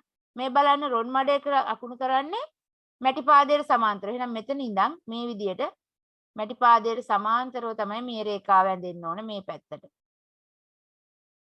ඊට පස්සේ ඉතුරු එක එන්නේ මැටිනේ. මැටි ප්‍රමාණය අඳින්න වැලි පාදයට සමාන්තරව. එහෙනම් මෙන්න මෙතන ඉඳන් මෙහෙම රේඛාව නිර්මාණය කරාම අපිට ඇවිත් තියෙනවා වැලි 40යි රොන් මඩ 30යි මැටි 30යි කියලා. අපි බලමු එහෙම පිළිතුරක් තියෙනවද කියලා. මැටි 20යි කියලා තියෙන වැරදිනේ මැටි 30ක් වෙන්න ඕනේ. එතකොට අපිට මෙතන මැටි 30 නැති උත්තර කපත හැකි. මේකෙත් නෑ මේකෙත් නෑ. එතකොට උත්තර දෙකයි ඉතුරුනේ. ඒතර මේකෙත් මැටි 30යි මේකෙත් මැටි 30යි ඒක හරි. රොන් මඩ ගත්තොත් රොන් මඩත් 30යි. මේකේ රොන් මඩ 50යි කියලා තියෙන. එහෙනම් මේ පිළිතුර වැරදිනේ. අපිට පිළිතුර එනවා අංක 2 කියලා. බලන්න දුවේ පුතේ මැටිමය ලෝමපස් නියදියකට අයත් පාංශු අයනය අපිට හඳුන්වන්න පුළුවන් මැටි 30යි රොන් මඩ 30යි වැලි 140යි කියන උත්තරේ. එහෙනම් පිළිතුර අංක 2.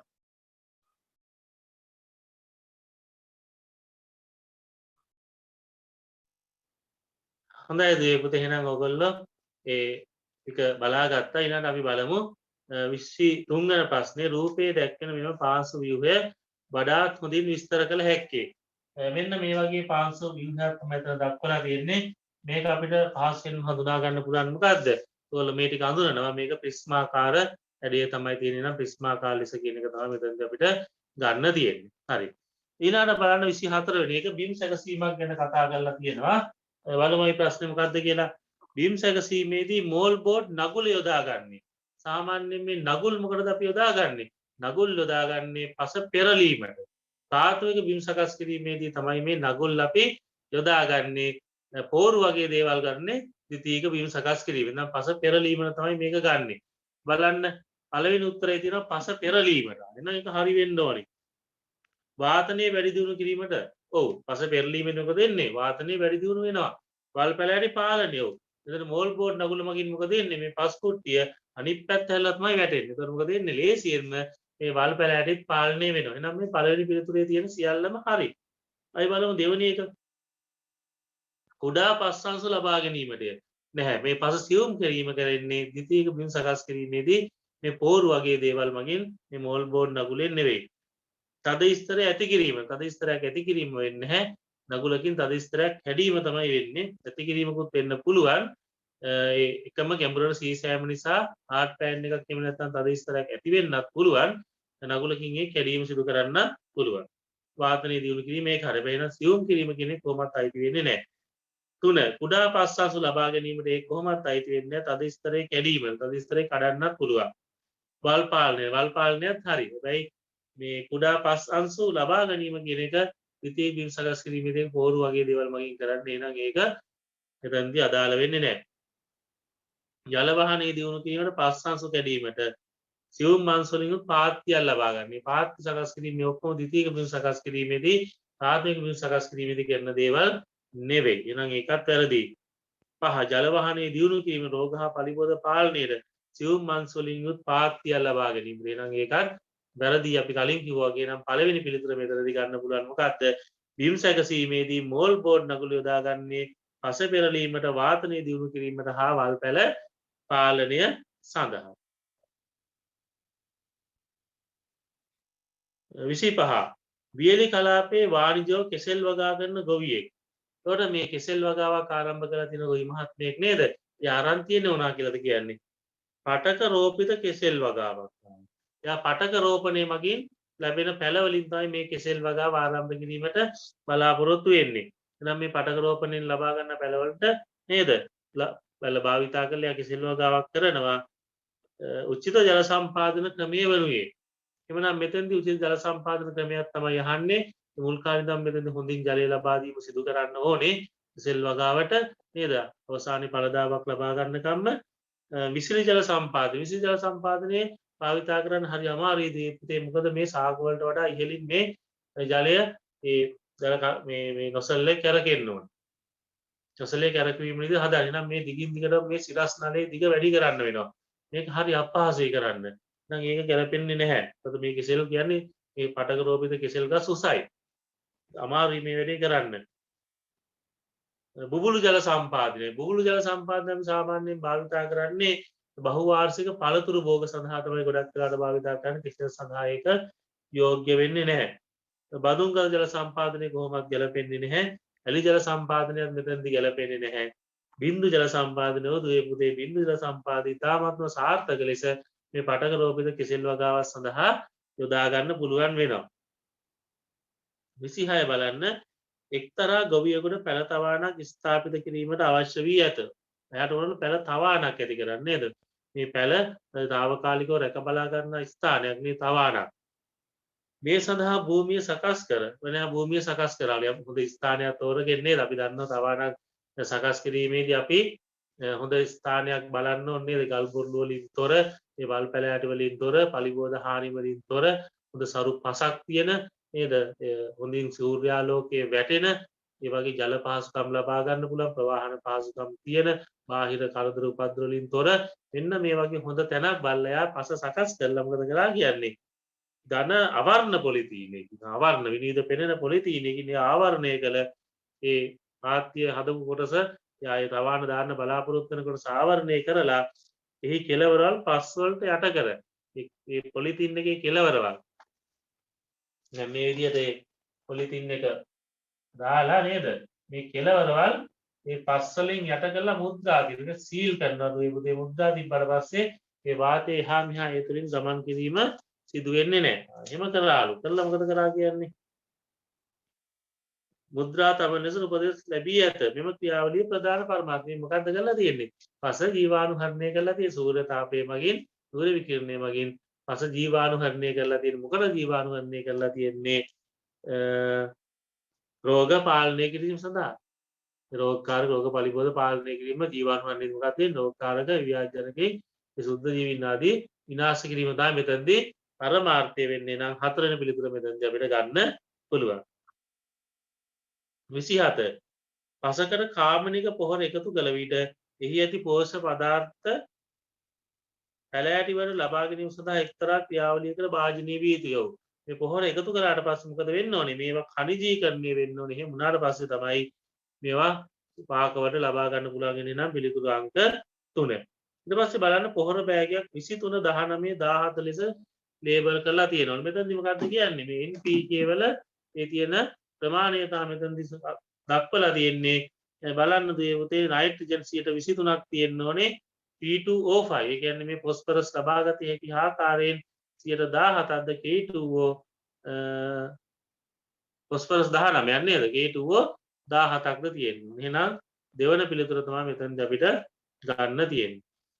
ඊළඟට බලන්න අපොස උසස් පෙළ කෘෂි විද්‍යාව හදාරන ශිෂ්‍යයෙක් ශේෂ සටහන් පොතකින් පහත සටහන හමුවේ.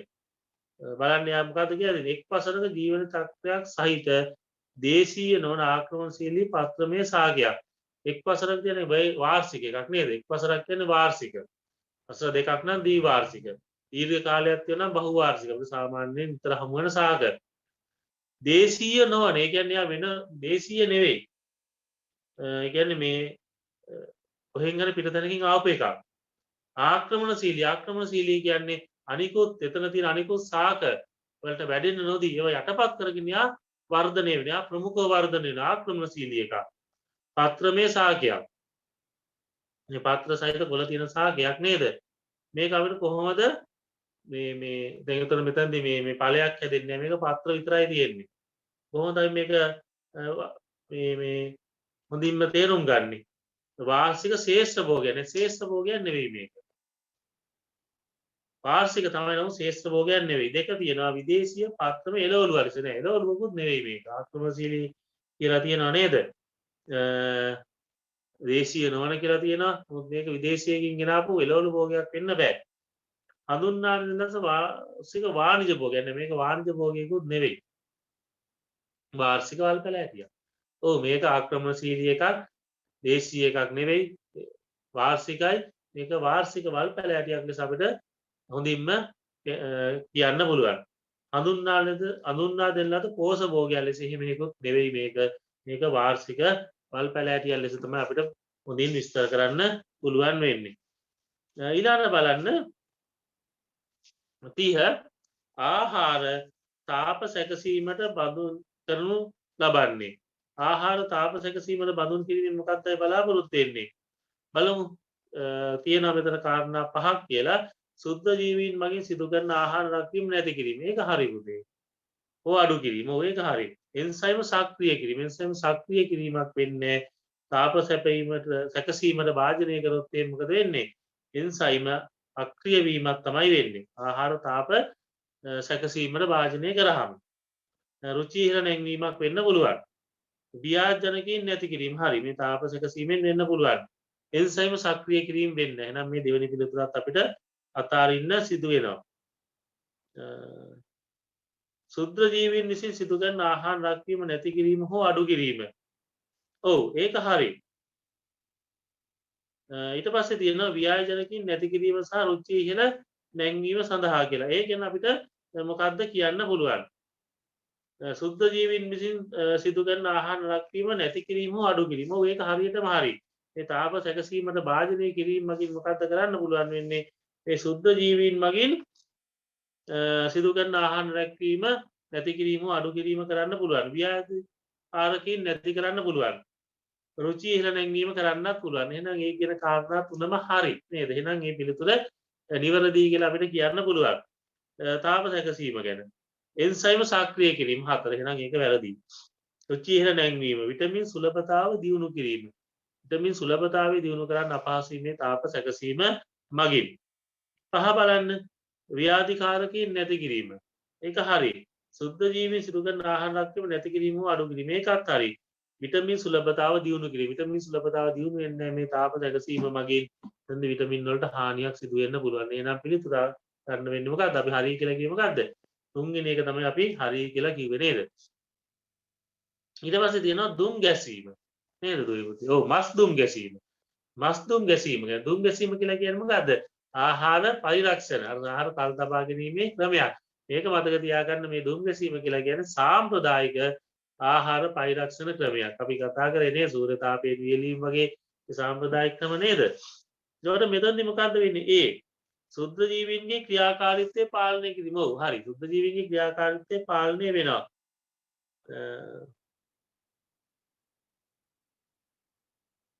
රසය ඉහළ නැංවීම. ඔව්. මේ ෆීනෝලික සංයෝග වගේ දේවල් එකතු වීම නිසා මේ රසය ඉහළ නැංවීමක් මෙතනදී වෙන්න පුළුවන්.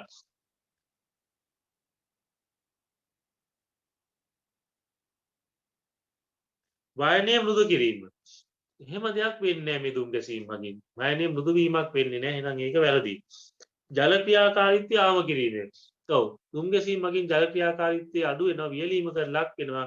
එහෙනම් ඒ ප්‍රකාශ ඩී ප්‍රකාශයත් හරි. ඒ ප්‍රකාශ කියන්නේ ඩී එක නේ. ඩී එකත් හරි. එහෙනම් A B D කියන ඒවා හරි. එහෙනම් පිළිතුරු අංක 2. බලන්න ඊට පස්සේ තියෙනවා 32 වෙනි ප්‍රශ්නේ. පහත සඳහන් ආහාර සංකලන අතරින් වෑයමේක උපරිම අවම කැලරි ප්‍රමාණ වාර්තා වී ඇත්තේ. අපි දන්නවා සාමාන්‍යයෙන් මේ මේදය නේද? ලිපිඩ කියලා කියනවා තෙල් හා මේද කියලා. ලිපිඩ ද්‍රව අවස්ථාවේ තියෙන අපි තෙල් කියලා කියනවා, ඝන අවස්ථාවේ තියෙන මේද කියලා තියෙනවා. මේ ලිපිඩ වල මේ ආහාර වල තියෙන ශක්තිය වැඩි.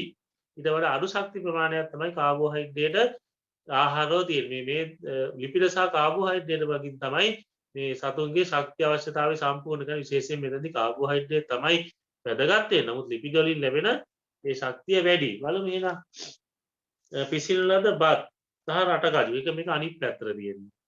හරි. රටකජු වල වැඩි. බදින් රටකජු වල හා පාන් වලේ. මේ පාන් වලක් තියෙනවා. අහන්නේ මොනවාද? කැලරි නේද? කැලරි ප්‍රමාණයක් තියෙනවා පාන් වල. කාබෝහයිඩ්‍රේට් නේ. බදින් රටකජු හා තම්බෙන්නද නිවිති වල. නිවිති වල නම් මේ කාබෝහයිඩ්‍රේට් ප්‍රමාණය අඩුයි නේද? එතකොට මෙතනදි මේ කෙලවලුවක් මේ එතනදී බදින් රටකජු වල නම් ගොඩක් වැඩි කැලරි ප්‍රමාණය නිවිති වල අඩු වෙන්න පුළුවන්. එහෙනම් ඒක පිළිතුරු විදිහට අපිට ගන්න පුළුවන්. තම්බෙන්න නිවිති වල පාන් වල එතන වැඩි බීමක් වෙන්නේ නැහැ නිවිති වල. එහෙනම් ඒ පිළිතුර වැරදි. පිසින්නද බත් වල හා තම්බෙන අද නිවිති වලය. නමුත් ඒ පිළිතුරට වඩා තුන්වෙනි පිළිතුර වඩා හොඳයි. එහෙනම් අපිට තුන්වෙනි පිළිතුර නිවැරදි පිළිතුර ලෙස ගන්න පුළුවන්. ඊට පස්සේ බලන්න ආහාර වල ඇති විටමින් E. අපි දන්නවද මේ විටමින් වර්ග කීපයක් ගැන කතා කරනව මොනවාද? විටමින් වර්ග කීපයක් ගැන කතා කරනවා. A, B, C, D සහ A, B, C, D, E සහ විටමින් A කියලා නේද? ඔය වගේ විටමින් වර්ග කීපයක් අපි කතා කරනවා. මෙතනදී මේ B සහ C ජල ද්‍රාව වෙනවා. A, D සහ E, K කියන ඒවා මේද ද්‍රාව විටමින් විදිහට තමයි අපි සලකන්නේ. එහෙනම් බලමු අපි ඔය දැනුමත් එක්ක පොඩි දැනුමකුත් අපි ගත්තා නේද? A ජලයේ සහ මේදේ ද්‍රාව්‍ය වේ. ආයක වැරදි. මේවා E කියන්නේ මේදේ ද්‍රාව්‍ය, ජලයේ ද්‍රාව්‍ය නෙවෙයි. එහෙනම් ඒ වැරදි. B මුඩු වීම පාලනය කරනවා. උදේ පුතේ මේ විටමින් E මගින් මුඩු වීම පාලනය කරනවා. පාරිභෝගිකයන්ගේ ප්‍රතිශක්තිය ඉහළ නංවයි. කියන්නේ මේ ආහාර ගන්න එක ප්‍රතිශක්තිය ඉහළ නංවයි කියලා කියන එකත් හරි. නියුඩු ඉවත් නොකළ සහල් වල නියුඩු තියෙන සහල්ලේ කියන්නේ නන් පොලිස් රයිස්. ඒ කියන්නේ මේ සහල් පොලිස් කරනවා කියලා කියන පොලිස් කිරීම මගින් මේ නියුඩු ඉවත් වෙලා රතු පැහැ නැති වෙලා යනවා. එහෙම නොකරොත් ඒවැ වැඩි අඩංගුයි කියලා කියනවා. හරිද ඒ උදේ? ඒක හරි. නියුඩු තියෙන විටමින් E තමයි. තාප සැකසීමේදී විනාශ වී හැකියි. ඔව්. විටමින් E තාප සැකසීමේදී විනාශ වෙලා යනවා. නම් බලන්න B, C, D, E කියන ප්‍රකාශ සියල්ලම නිවැරදි. එහෙම පිළිතුරක් තියෙනව නේද? පහ B, C, D, E නිවැරදි කියලා අපිට ගන්න පුළුවන්. හරි ඊළඟ ඔන්න තියෙනවා ගණන් කිහිපයක්. ආයි බලමු මේ ගණන් කිහිපය කොහොමද හදන්නේ කියලා. උයන් පල්ලෙකුට ගාඩන් එකක් බලා ගන්න කියන ගාඩන් කෙනෙකුට ඔහුගේ වර්ග මීටර් 2000ක් වන තන තිල්ල සඳහා වර්ග මීටර් 1000කට කිලෝග්‍රෑම් එකක් ලෙස වර්ග මීටර 1000කට කොච්චරද දාන්නේ? වර්ග මීටර 1000කට 1 කිලෝග්‍රෑම් නයිට්‍රජන් ප්‍රමාණයක් තමයි එයා යොදනවා කියලා කියන්නේ නේද? ඔහු 16 8 ලේබලය 16 8 ඒ කියන්නේ NPK 16 8 කියන කියන්නේ පොහොර ශ්‍රේණියට අනුව තියෙන පොහොර මිශ්‍රණයක් තමයි යා මෙතනදී යොදාගෙන තියෙන්නේ. පොහොර මිශ්‍රණයක් මිලදී ගැනීමට අපේක්ෂා කරන්නේ නම් ඔහුට අවශ්‍ය පොහොර ප්‍රමාණය කොච්චරක්ද කියලා අහන්නේ. කොච්චරද මෙයාගේ මුළු භූමිය 2000 නේ. මුළු භූමිය 2000යි. වර්ග මීටර නම් එයාට කිලෝග්‍රෑම් දෙකක් නයිට්‍රජන් මේ භූමියට දාන්න ඕනේ. එහෙනම් පොහොර මිශ්‍රණයේ තියෙන නයිට්‍රජන් ප්‍රමාණය අනුව තමයි අපිට මේක ගණනය කරගන්න වෙන්නේ නේද? එහෙනම් අපි කොහොමද මේක දැන් බලන්නේ? එහෙනම් අපි මෙතනදී බලන්න පුළුවන් 16ක් නයිට්‍රජන් මෙතන 16ක් කිලෝග්‍රෑම් තියෙනවානේ. ඒ 16ක් තියෙන පොහොර මිශ්‍රණයේ කිලෝග්‍රෑම් 100ට නම් දෙකක් තියෙන්නේ කොච්චරකද කියලා තමයි අපිට බලන්න තියෙන්නේ. එහෙනම් මෙතනින් බලන්න දේ පුතේ 1යි 8යි 100 බෙදීම 8 1යි 8යි මෙතනට 2යි 20ට 2යි 16යි 4යි 40ට 5යි 12.5යි කිලෝග්‍රෑම් ප්‍රමාණයක් යා පොහොර මිශ්‍රණය ගන්න. කිලෝග්‍රෑම් 12 මාරක් අරගෙන ආන කිලෝග්‍රෑම් 12.5ක් මේ පොහොර මිශ්‍රණය අරගෙන ආව නම් එයාට යාගේ අවශ්‍යතාවය සම්පූර්ණ කරගන්න පුළුවන්. මේ උත්තරයක් තියෙනව නේද? ඔව්. තුන්වෙනි උත්තරේ තියෙනවා කිලෝග්‍රෑම් 12.5යි කියලා.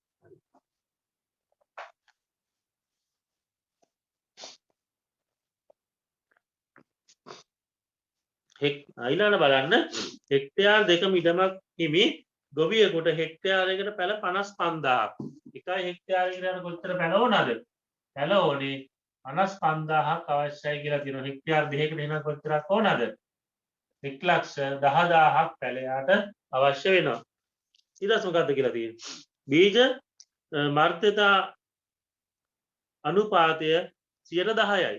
100ක් ගෙනාවත් මොකද වෙන්නේ? 10ක් මැරෙනවා. 90යි පැලවෙන්නේ. එහෙමනම් අවශ්‍ය බීජ සංඛ්‍යාව කියලා හරිනම් මෙච්චරක් ඕනේ. මේක සමාන වෙනකොට 90කට එහෙනම් මේක අපි 100ෙන් ගුණ කරලා බැලුවම අපිට පිළිතුර ලබා ගන්න පුළුවන්කම ලැබෙනවා. බලන්න මේක 9යි 1,10,000යි තව බිංදුවක් එකතු වෙනවා නේද? 3යි බලන්න මේක අපිට 9ෙන් බෙදලා බලන්න පුළුවන්. 1යි 9යි 20ට 9 කීයද? 2යි 18යි ආපහු 2යි ඔන්නෝම ගාණක් එනං එනවා නේද? ඒ වගේ උත්තරයක් තියනවාද?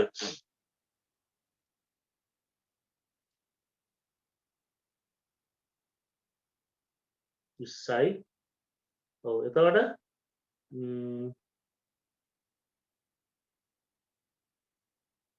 බලන්න මෙතන හරි නේද? මෙතන දෙකක් තියෙනවා 20යි. සමරත් දෙක 18යි 20යි. ආපහු දෙකක් එනවා ආපහු 18යි නේද? 20යි දෙකක් එනවා මේ විදිහට උත්තරයක් තියෙනවා නේද? එවනම් අපිට මේ හතරවෙනි පිළිතුර උත්තරේ විදිහට ගන්න පුළුවන්කම තියෙනවා. හරි නේද? හරි. ඊට පස්සේ බලන්න ඊට පස්සේ ආනවා මේ හරිතාගාරයක්. තුල තියෙන කතන්දරයක් අහනවා බලමු අපි. හරිතාගාරය තුළ උපස්තරයක පැවතිය යුතු ආම ජල ප්‍රමාණය වර්ග මීටරයක ලීටර් 0.4කි. හරිතාගාරයේ උපස්තරයේ යම්කිසි උපස්තරයක් මත තමයි මේ භෝග වගා කරලා තියෙන්නේ. උපරිම අවම ජල ප්‍රමාණය අඩුවෙන්ම ඊට වඩා අඩු වෙන්න බෑ.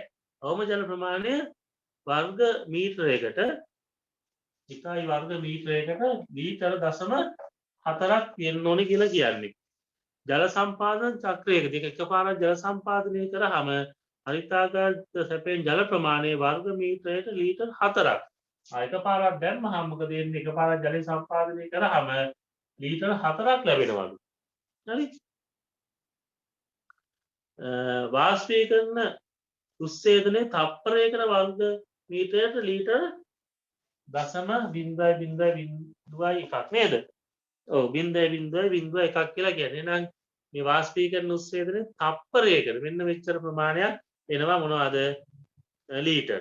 එහෙනම් අපි තප්පරයකට වෙන ගාන දන්නව නම් පැයකට කොච්චරක් වෙනවද කියලා බලන්න මොකද කරන්නේ? මේක 60න් වැඩි කරාම විනාඩි වෙනවා. ආයි 60න් වැඩි කරාම පැය වෙනවා. එහෙනම් මේක 3600න් තමයි වැඩි කරන් තියෙන්නේ. නම් බිංදු 4ක් මෙහෙට එන්න ඕනේ නේද? එහෙනම් 0.3යි ලීටර් පැයකට වාෂ්පීකරණ උත්සේදනය මගින් වාෂ්ප වෙලා යනවා. එහෙමනම් බලන්න දැන් එහෙමනම් 4ක් දුන්නානේ අවමය 0.4ක් තියෙන්න ඕනේ නම් 0.4ක් තියෙන නම් අපි 4ෙන් අඩු කරලා බලමු 0.4ක්. එතකොට 3.6ක් වෙනවා. ඒ කියන්නේ මේ ප්‍රමාණය වාෂ්ප වෙලා යද්දී අපි නැවත ජල සම්පාදනය කරන්න ඕනේ. මේ ප්‍රමාණය වාෂ්ප වෙලා යද්දී නැවත ජල සම්පාදනය කරන්න ඕනේ. පැයකට මෙච්චරක් වාෂ්ප වෙනවා නම් අපි මේ 0.36න් බෙදලා බලනවා මේ 3.6 ලීටර වාෂ්ප වෙන්න කොච්චර කාලයක් යනවද කියලා. පැයකට 0.36 නම් 3.6ක් වාෂ්ප වෙලා යන පැය 10ක කාලයක් ගත වෙනවා. එහෙනම් පැය 10කට වතාවක් අපි ජල සම්පාදනය කළ යුතු වෙනවා. එහෙනම් පිළිතුර එන්නේ මොකද්ද? පැය 10.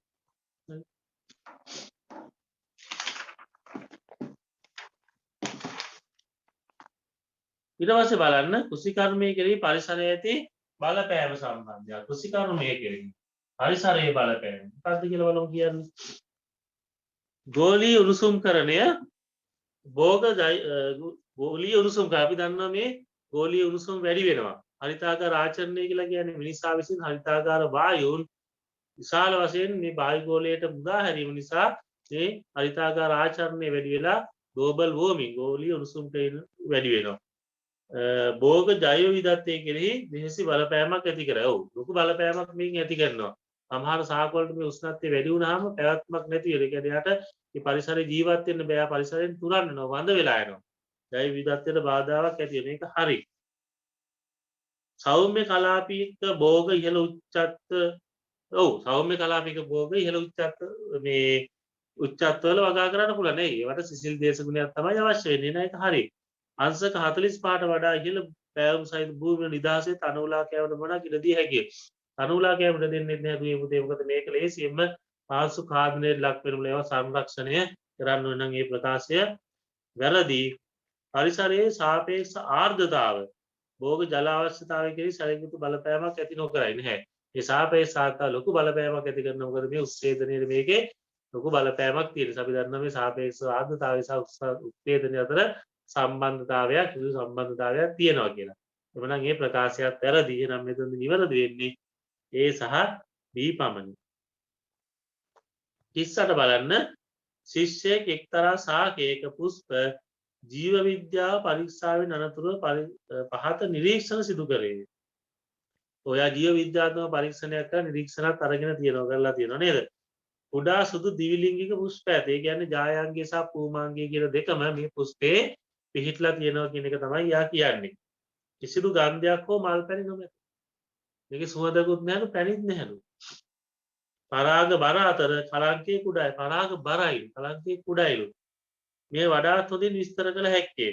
සුව පරාගණය වන සාකයන් ලෙස යොදුවේ පුතේ මේ ජායාංගී කොටස සහ පූමාංගී කොටස. ඒ කියන්නේ මේ කලංකය සහ මේ වේණු කියන මේ දෙකම කලංකයේ කීලයේ ඩිම්බකෝෂය කියන මේ ජායාංගී කොටස සහ මේ පූමාංගී කොටස කියන දෙකම තියෙන එකෙන් මේක සුව පරාගණය සඳහා වෙච්ච අනුවර්තනයක් හැඩගැසීමක්. එහෙනම් මෙතන සුව පරාගණය වෙන්න පුළුවන්.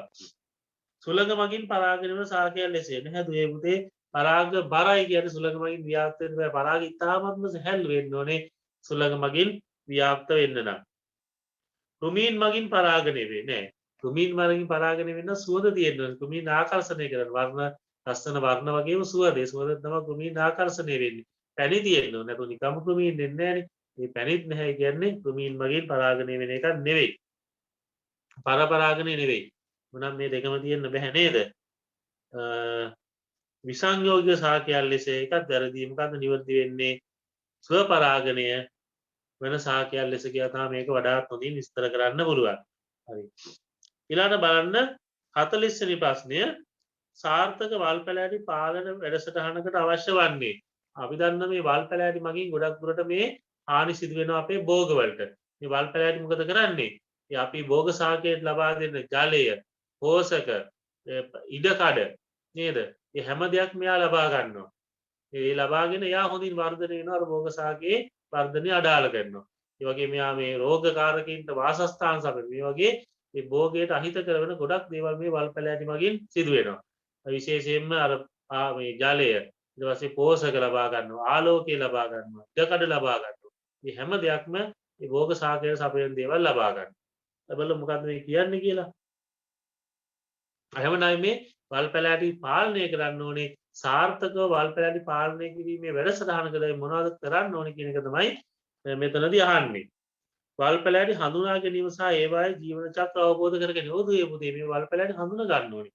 මේක මොකක්ද ජීවන චක්‍රය ගැන අවබෝධ කරගන්න. මේක වාර්ෂිකද, ඒකවාර්ෂිකද, ද්විවාර්ෂිකද, බහුවාර්ෂිකද මේක අවබෝධ කරගත්තේ නැත්නම් අපිට සාර්ථකව මේවා පාලනය කරන්න බෑ. පාති ලිසිලේ සකස් කර ගැනීම. ඔව් පාති ලිසිලේ සකස් කරලා තියෙන්න ඕනේ. මේ මගින් හරියට පහසුයි මේ වල් පැලැටි පාලනය කරන්න. වල්නාශකය වලට අතිරේකව රෝපණ හා යාන්ත්‍රීකරණ අමුණ ගන්න එක. ඔව් දුවේ පුතේ සාර්ථක වල් පැල පාලන වැඩසටහනකට වල්නාශක වලින් විතරක් කරන්න බෑ. මේ සඳහා අපි සම්මෝධානික වල් පැලැටි පාලනය කරන කියන්නේ සාම්ප්‍රදායික ක්‍රම, මේ රෝපණ ක්‍රම, මේ වගා ක්‍රම විවිධ දේවල් අනුගමනය කරලා ඒ වල් පැලැටි නාශකات එක්ක මේ හැම දෙයක්ම එකට තමයි කරන්න ඕනේ. හිමුනොත් තමයි සාර්ථකව වල් පැලැටි පාලනය කරන්න පුළුවන් වෙන්නේ. අඛණ්ඩ වල් නාශකයේදී මේක සාර්ථක දෙයක් නෙවෙයි. ඒක අපි කරන්නේ නැහැ. එහෙනම් මේ ABC කියන ප්‍රකාශ තුන නිවැරදි. 41 බලන්න. පහත ප්‍රකාශ අතුරින් පලිබෝධනාශක යොදූ ශේෂ්ත්‍රයකට නැවත ඇතුළු වීම සම්බන්ධයෙන් හොඳම උපදේශය වන්නේ. හොඳ උපදේශය. පලිබෝධනාශක යොදුවට පස්සේ මොකද කරන්න ඕනේ? අපි පලිබෝධනාශක යොදලා තියෙන්නේ නේද? මේකට අපි ඇතුළු වෙනවද? ඇතුළු වෙන්නේ නැද්ද? කොයි කාලෙද ඇතුළු වෙන්නේ? මොකද අපි කරන්න ඕනේ? පලිබෝධනාශක යෙදීමේ සති දෙකක් යනතුරු ශේෂ්ත්‍රය ඇතුළු නොවිය යුතුයි. එහෙම කරන්න බෑ දුවේ පුතේ නේද? සති දෙකක් යනකම් අපි බලන් ඉන්න බෑ. එහෙම කළොත් එහෙම අපේ වගාවේ සියලු කටයුතු අඩපණ වෙනවා. ජලයේදී පොහොරේදී මේ හැම දෙයක්ම කරන්න ඕනේ. ඒක වැරදි. පලිබෝධනාශක යෙදූ විගස ශේෂ්ත්‍රය ඇතුළේ ඒක කරන්නේත් නැහැ. පලිබෝධනාශක යෙදූ විගස ශේෂ්ත්‍රය ඇතුළු ගියොත් මේවා අපේ අයිරි ස්පර්ශ වෙන්න පුළුවන්. ශ්වසන පද්ධති හරහා අපේ ශරීරය ඇතුළේ වෙන්න පුළුවන්. අපි ඒක කරන්නේ යෙදූ විගස අපි ශේෂ්ත්‍රය ඇතුළු වෙන්නේ නැහැ. අස්සව නෙලීම සඳහා පමණක් ශේෂ්ත්‍රය ඇතුළු වීමේ. ඒකත් වැරදි. අපි අස්සයන් නෙලන්න විතරක් නෙවෙයි ඇතුළු වෙන්නේ. එහෙම කළොත් එහෙම අපේ වගාව අපිට කරගෙන යන්න බැරි වෙනවා සාර්ථකව. ශේෂ්ත්‍රයේ වියලී ගිය පසු ඇතුළු විය හැකි යෝධයේ පුතේ පලිබෝධනාශක යොදලා ශේෂ්ත්‍රයේ වියලී ගියාට පස්සේ අපිට මේ ශේෂ්ත්‍රයට ඇතුළු වෙලා අපි අනිකුත් වැඩ කටයුතු කරගෙන යන්න පුළුවන්. එහෙනම් හතරවෙනි පිළිතුර නිවැරදි. ඊළඟ පලිබෝධනාශක යෙදීමත් එක් ශේෂ්ත්‍රය ඇතුළු නොවිය යුතුයි. ඒකත් වැරදි. මේ වියලලා ගියාට පස්සේ අපි මේකට ඇතුළු වෙනවා. එහෙනම් නිවැරදි පිළිතුර අංක 4. බලන්න හරිය ලේසි මේවා අපිට හිතලවත් කියන්න පුළුවන් නේ. ඊළඟ ශ්‍රී ලංකාවේ එළවලු සහ පළතුරු වල පසුවස්වනු හානිය පිළිබඳව වඩාත් නිවැරදි වගන්තිය වන්නේ. මේ ශ්‍රී ලංකාවේ එළවලු සහ පළතුරු වල පසුවස්වනු හානිය පිළිබඳ වඩාත් නිවැරදි ප්‍රකාශය තමයි මෙතනදී අහලා තියෙන්නේ. වගන්තිය මොකද්ද?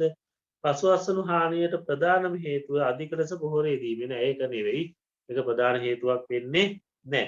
පෙරාසනු සාධක නිසි පරිදි හැසිරවීම පසුවස්වනු හානිය නැති කරගත හැකියි. ඔව් පෙරාසනු සාධක නිසි පරිදි හැසිරවීමෙන් පසුවස්වනු හානිය අවම කරගන්න පුළුවන් දේ පුතේ නැති කරන්න බෑ. 3. එළවලු හා පළතුරු වල පසුවස්වනු හානියට ප්‍රධාන වශයෙන් හේතු වන්නේ අයෝග්‍ය හැසිරීම හැන්ඩ්ලිං. හැසිරීම හා ප්‍රවාහන. ඔව් දේ පුතේ මේ ක්‍රියාවලීන් ටික තමයි මේ පසුවස්වනු හානියට ප්‍රධාන වශයෙන් හේතු වෙන්නේ. මොකද්ද? අයෝග්‍ය හැසිරවීම, හැසිරීම, ප්‍රවාහන. ප්‍රවාහනයේදී මේ සෑහෙන දුරට මේ එළවලු සහ පළතුරු වලට හානි වීම සිදු වෙනවා. එහෙනම් මේ ප්‍රකාශය හරි. එහෙනම් ඒක තමයි නිවැරදි පිළිතුර. අපි 4යි 5ත් බලමු. දුර්වල මහා මාර්ග තත්ත්ව නිසා ප්‍රවාහනයේදී සිදුවන පසුවස්වනු හානිය අඩු කළ නොහැකිය. දුර්වල මහා මාර්ග තත්ත්ව නිසා ප්‍රවාහනයේදී ඕනේ පුළුවන් දේ පුතේ. මොකද මෙතනදී අපි භාවිතා කරන ඇසුරුම, ඒ කියන්නේ අපි ප්ලාස්ටික් ප්ලේට්ස්, එතකොට මේ පළතුරු තියන්න අර අපි අර දැල් වගේ දේවල්, තුමට දේවල්, ඒ වගේ දේවල් භාවිතා කරලා මේ ප්‍රවාහන පද්ධතිය තියෙන, ඒ කියන්නේ වලවල් තියෙනවා, ඒ වගේ දේවල් තියෙන පාරක උනත් අපිට මේක අවම කරගන්න පුළුවන්. එතකොට මේ සුමට වාහන පැදවීම, ඒ ප්ලේට්ස් වගේ දේවල් වල ඒවා අසුරලා නිවැරදිව අසුරීම, මේ වගේ විවිධ දේවල් කරලා ඒ මහා මාර්ග වල පද්ධතිය වල තියෙන ගැට්ටු වලින් අපිට මිදෙන්න පුළුවන්. බැරි නෑ. ගොවීන්ට වඩා හොඳ ගබඩා පහසුකම් ලබා දීම එළවලු සහ පළතුරු වල පසුවස්වන හානිය අවම කරගත හැකි නෑ. ගොවීන්ට ගබඩා පහසුකම් දීලා වැඩක් නෑ. මොකද ප්‍රවාහනයේදී හැසිරීමේදී වැසිරීමේ සිදුවන හානිය අවම කරගන්න බෑ. ගොවීන්ට වඩා හොඳ ගබඩා පහසුකම් දුන්නා කියලා. එහෙනම් මෙතන නිවැරදි පිළිතුර වෙන්නේ මොකද්ද? අංක 3. 43 බලන්න දුවේ පුතේ.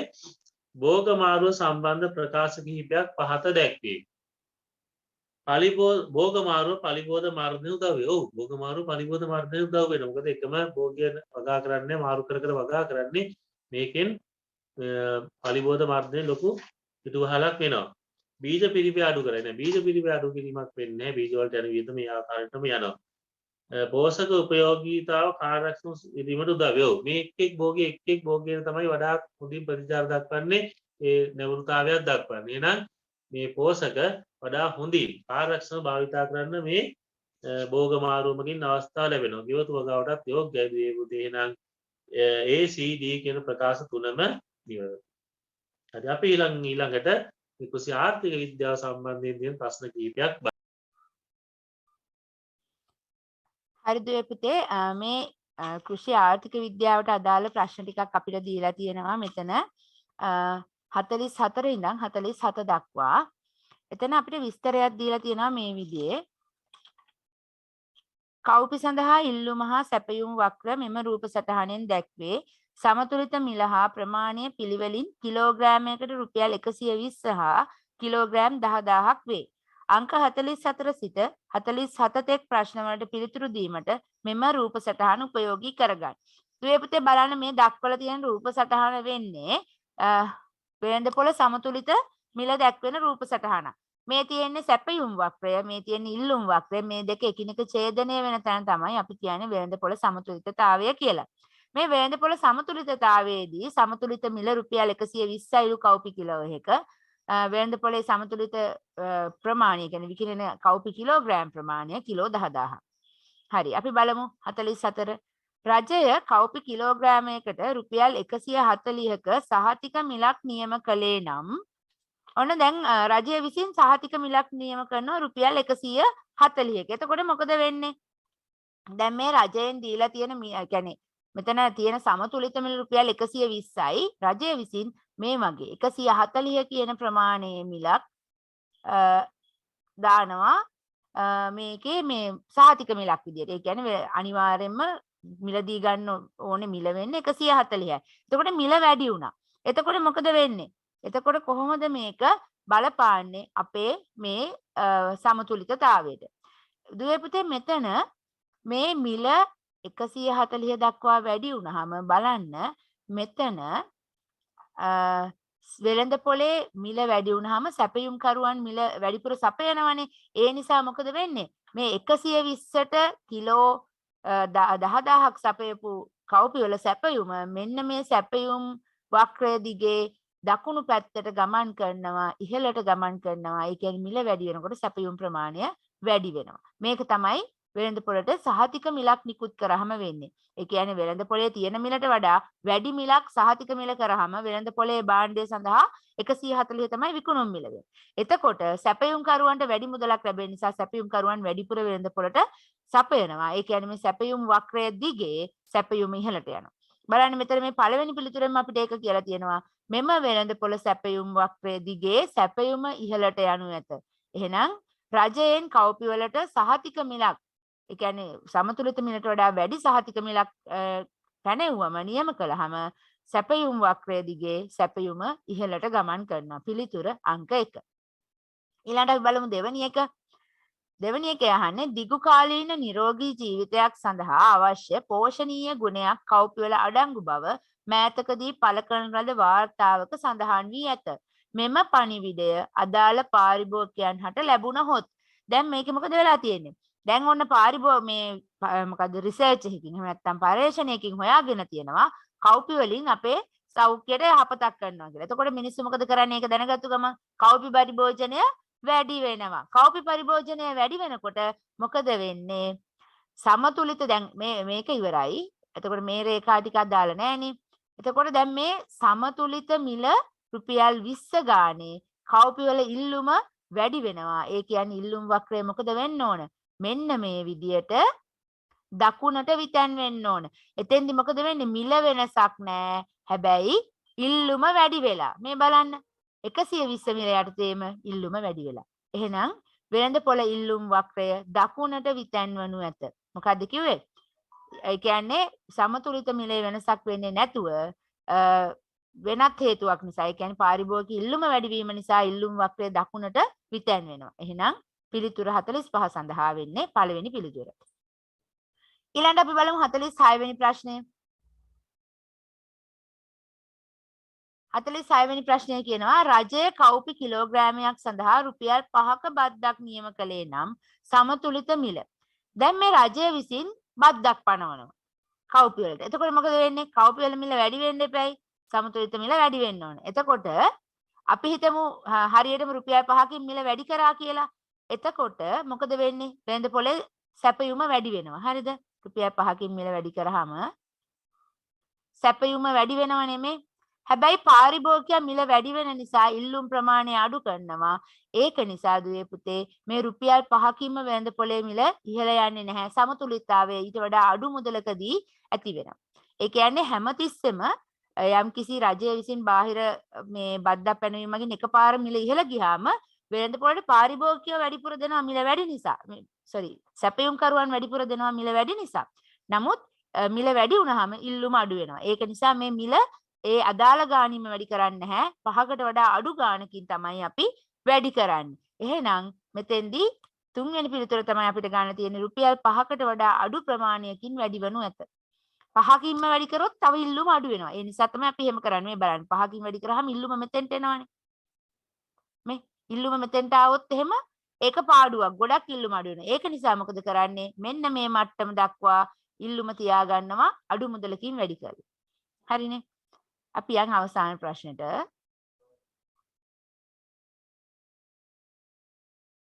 47 මුං ඇටවල මිල සැලකිය යුතු ලෙස අඩු වූයේ යයි සිතන්නේ විට. මුං ඇට කියන්නේ මොකද්ද? කව්පි වලට ආදේශකයක්.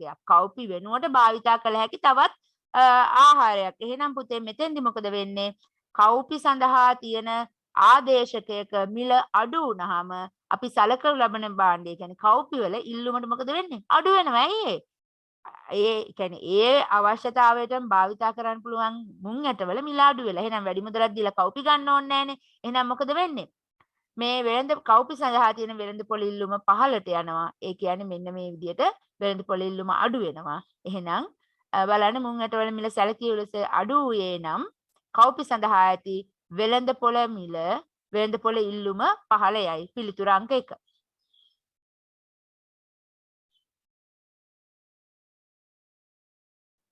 හරි. හරි දේවපුත ඊළඟයි බලමු. ඊළඟ බලන්න තියෙන 48 වෙනි ප්‍රශ්නය. පහත ප්‍රකාශ අතුරින් තිරසර සංවර්ධනය පිළිබඳ වඩාත් යෝග්‍ය නිර්වචනය. මේ තිරසර සංවර්ධනය පිළිබඳ මේ දවස්වල ගොඩක් අපි කතා බහ කරනවා. මේ තිරසර සංවර්ධනය කියලා කියන්නේ දේවපුතේ යම්කිසි ස්වභාවික සම්පතක් අද අපි භාවිතා කරන අතරම ඒ අනාගතයේ සඳහා සුරක්ෂිත කිරීම. අද අපි ප්‍රයෝජනෙ ගන්නවා. ඒ වගේම අනාගතයේදී ප්‍රයෝජනෙ ගැනීම සඳහා ආරක්ෂා කිරීම සුරක්ෂිත කිරීම තමයි මේ තිරසර සංවර්ධනය කියලා කියන්නේ. එමනම් අපි බලමු මෙතන තියෙන ප්‍රකාශ වලින් පළවෙනි එක අනාගත පරපුරේ අවශ්‍යතාවලට ගරු කරමින් වර්තමාන අවශ්‍යතාවයේ සපුරා ගැනීම. ගරු කිරීම විතරක් නෙවෙයි දුවේ පුතේ ඒක රැක ගැනීමත් අනාගතයේ වෙනුවෙන් ඒක ආරක්ෂා කිරීමත් මෙතනදි සිදු වෙන්න ඕනේ. දෙවෙනි එක වර්තමාන අවශ්‍යතා සපුරා ගැනීමට පරිසරයේ හැකියාව පිළිබඳ තාක්ෂණය හා සමාජ සංවිධාන එක්තරා තත්ත්වයකින්. ඔව් වර්තමාන අවශ්‍යතා සපුරා ගැනීමේ හැකියාව. ගැන සලකලා බලන විතරක් නෙවෙයි සපුරා ගන්නවා අපි. නමුත් අනාගතයේ වෙනුවෙන් මේක ආරක්ෂා කිරීම, රැක ගැනීම, සුරක්ෂිත කිරීම සිදු වෙන්න ඕනේ. 3. පොහොසත් ජනතාවට බලපෑමක් නොවන ලෙස ලෝක දුගී ජනතාවගේ අවශ්‍යතා සපුරාලන සංවර්ධන ක්‍රියාදාමයකි. මෙතනදී දුවේ පුතේ මේ තිරසර සංවර්ධනයේ සමාජ සාධාරණත්වය කියන එක අපි සලකනවා. ඒ සමානතාවය කියන එක සලකනවා. එහෙනම් මේ ප්‍රකාශය වැරදි. 4. පරිසරය ආශ්‍රයේ මිනිස් අවශ්‍යතා සපුරාලන ආකාරයේ සම්පත් භාවිතා කියන රටාවකි. ඔව් පරිසර ආශ්‍රයේ මිනිස් අවශ්‍යතා සපුරා ගන්නව විතරක් නෙවෙයි ඒක සුරක්ෂිත කිරීමත් අනාගතේ රැක ගැනීමත් සිදු කරන්න ඕනේ. එහෙනම් එතන මේ ප්‍රකාශය ගන්න බෑ. බලන්න පස්වෙනි එක අනාගත පරපුරේ අවශ්‍යතා සපුරාලීමේ හැකියාවට හානි නොවන පරිද්දෙන්. ඔව් හරියටම හරි. ඒ අනාගතයේ ඒ අවශ්‍යතාවය සපුර ගන්න කිසිදු හානියක් නොවන පරිද්දෙන් වර්තමාන අවශ්‍යතා සපුරාලිය හැකි සංවර්ධන ක්‍රියාදාමය. ඔව්. අපි පස ගත්තොත් එහෙම අපි පසෙන් ප්‍රයෝජන ගන්නවා. අද දවසේ භෝග වගා කරනවා. නමුත් අපි අනාගතයේ වෙනුවෙන් ඒ පස සුරක්ෂිත කරනවා, ආරක්ෂා කරනවා. අනාගතයේදී මේ පස මගින් අපි ගන්නා ප්‍රයෝජනම ලබා ගන්න හැකියාව අපි අද දවසේ ආරක්ෂා කරලා දෙනවා. ඒක තමයි මේ තිරසර සංවර්ධනය කියලා කියන්නේ. ඊට පස්සේ බලන්න මේ පුතේ 49 ගොවිපළ සතුන්ගේ පෝෂණය පිළිබඳ ප්‍රකාශ කීපයක් පහත දැක්වේ. ගොවිපළ සතුන් කියලා කියන්නේ යම්කිසි නිෂ්පාදනයක් ලබා ගැනීමේ අරමුණින් ගොවිපළ ආශ්‍රිතව ඇති කරන සතුන් තමයි අපි ගොවිපළ සතුන් කියලා කියන්නේ.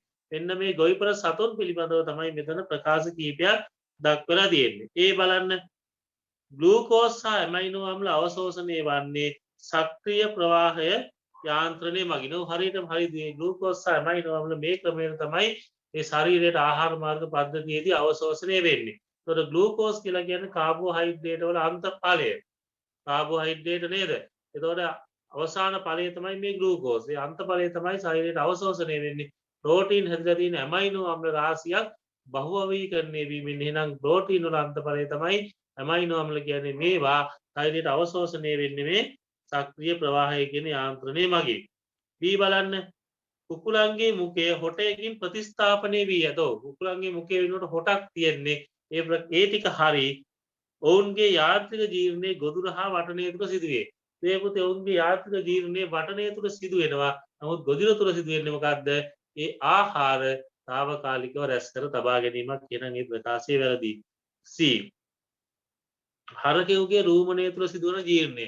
මේ හරකන් ගවයාට අපි දන්නවා ගවයාට සංකීර්ණ ආමාශයක් තියෙනවා. මේ සංකීර්ණ ආමාශය කොටස් 4කට බෙදලා තියෙනවා නේද? එතනදී මේ රූමණය තුළ සිදු වෙන්නේ සුද්ධ ජීවී ජීර්ණය. ඒ කියන්නේ මේ රූමණය තුළ සුද්ධ ජීවීන් විශාල ප්‍රමාණයක් වාසය කරනවා. ඒ සුද්ධ ජීවීන් විසින් බහිස්සෛලීය ද්‍රව්‍යයක් ලෙස මේ එන්සයිම ස්‍රාවය කරනවා. ඒ එන්සයිම් මගින් තමයි මේ සෙලියුලෝස් වගේ විශේෂයෙන්ම දල තන්ත්‍රයේම ජීර්ණයට ලක් වෙන්නේ. හරකෙකුගේ රූමණය තුළ සිදුවන ජීර්ණය ඌරෙකුගේ උණ්ඩුකය තුළ සිදුවන ජීර්ණයට බොහෝ දුර සමානයි. ඔව්. ඌරා කියන්නේ සාමාන්‍යයෙන් සරල ආමාශික සත්ත්වයෙක්.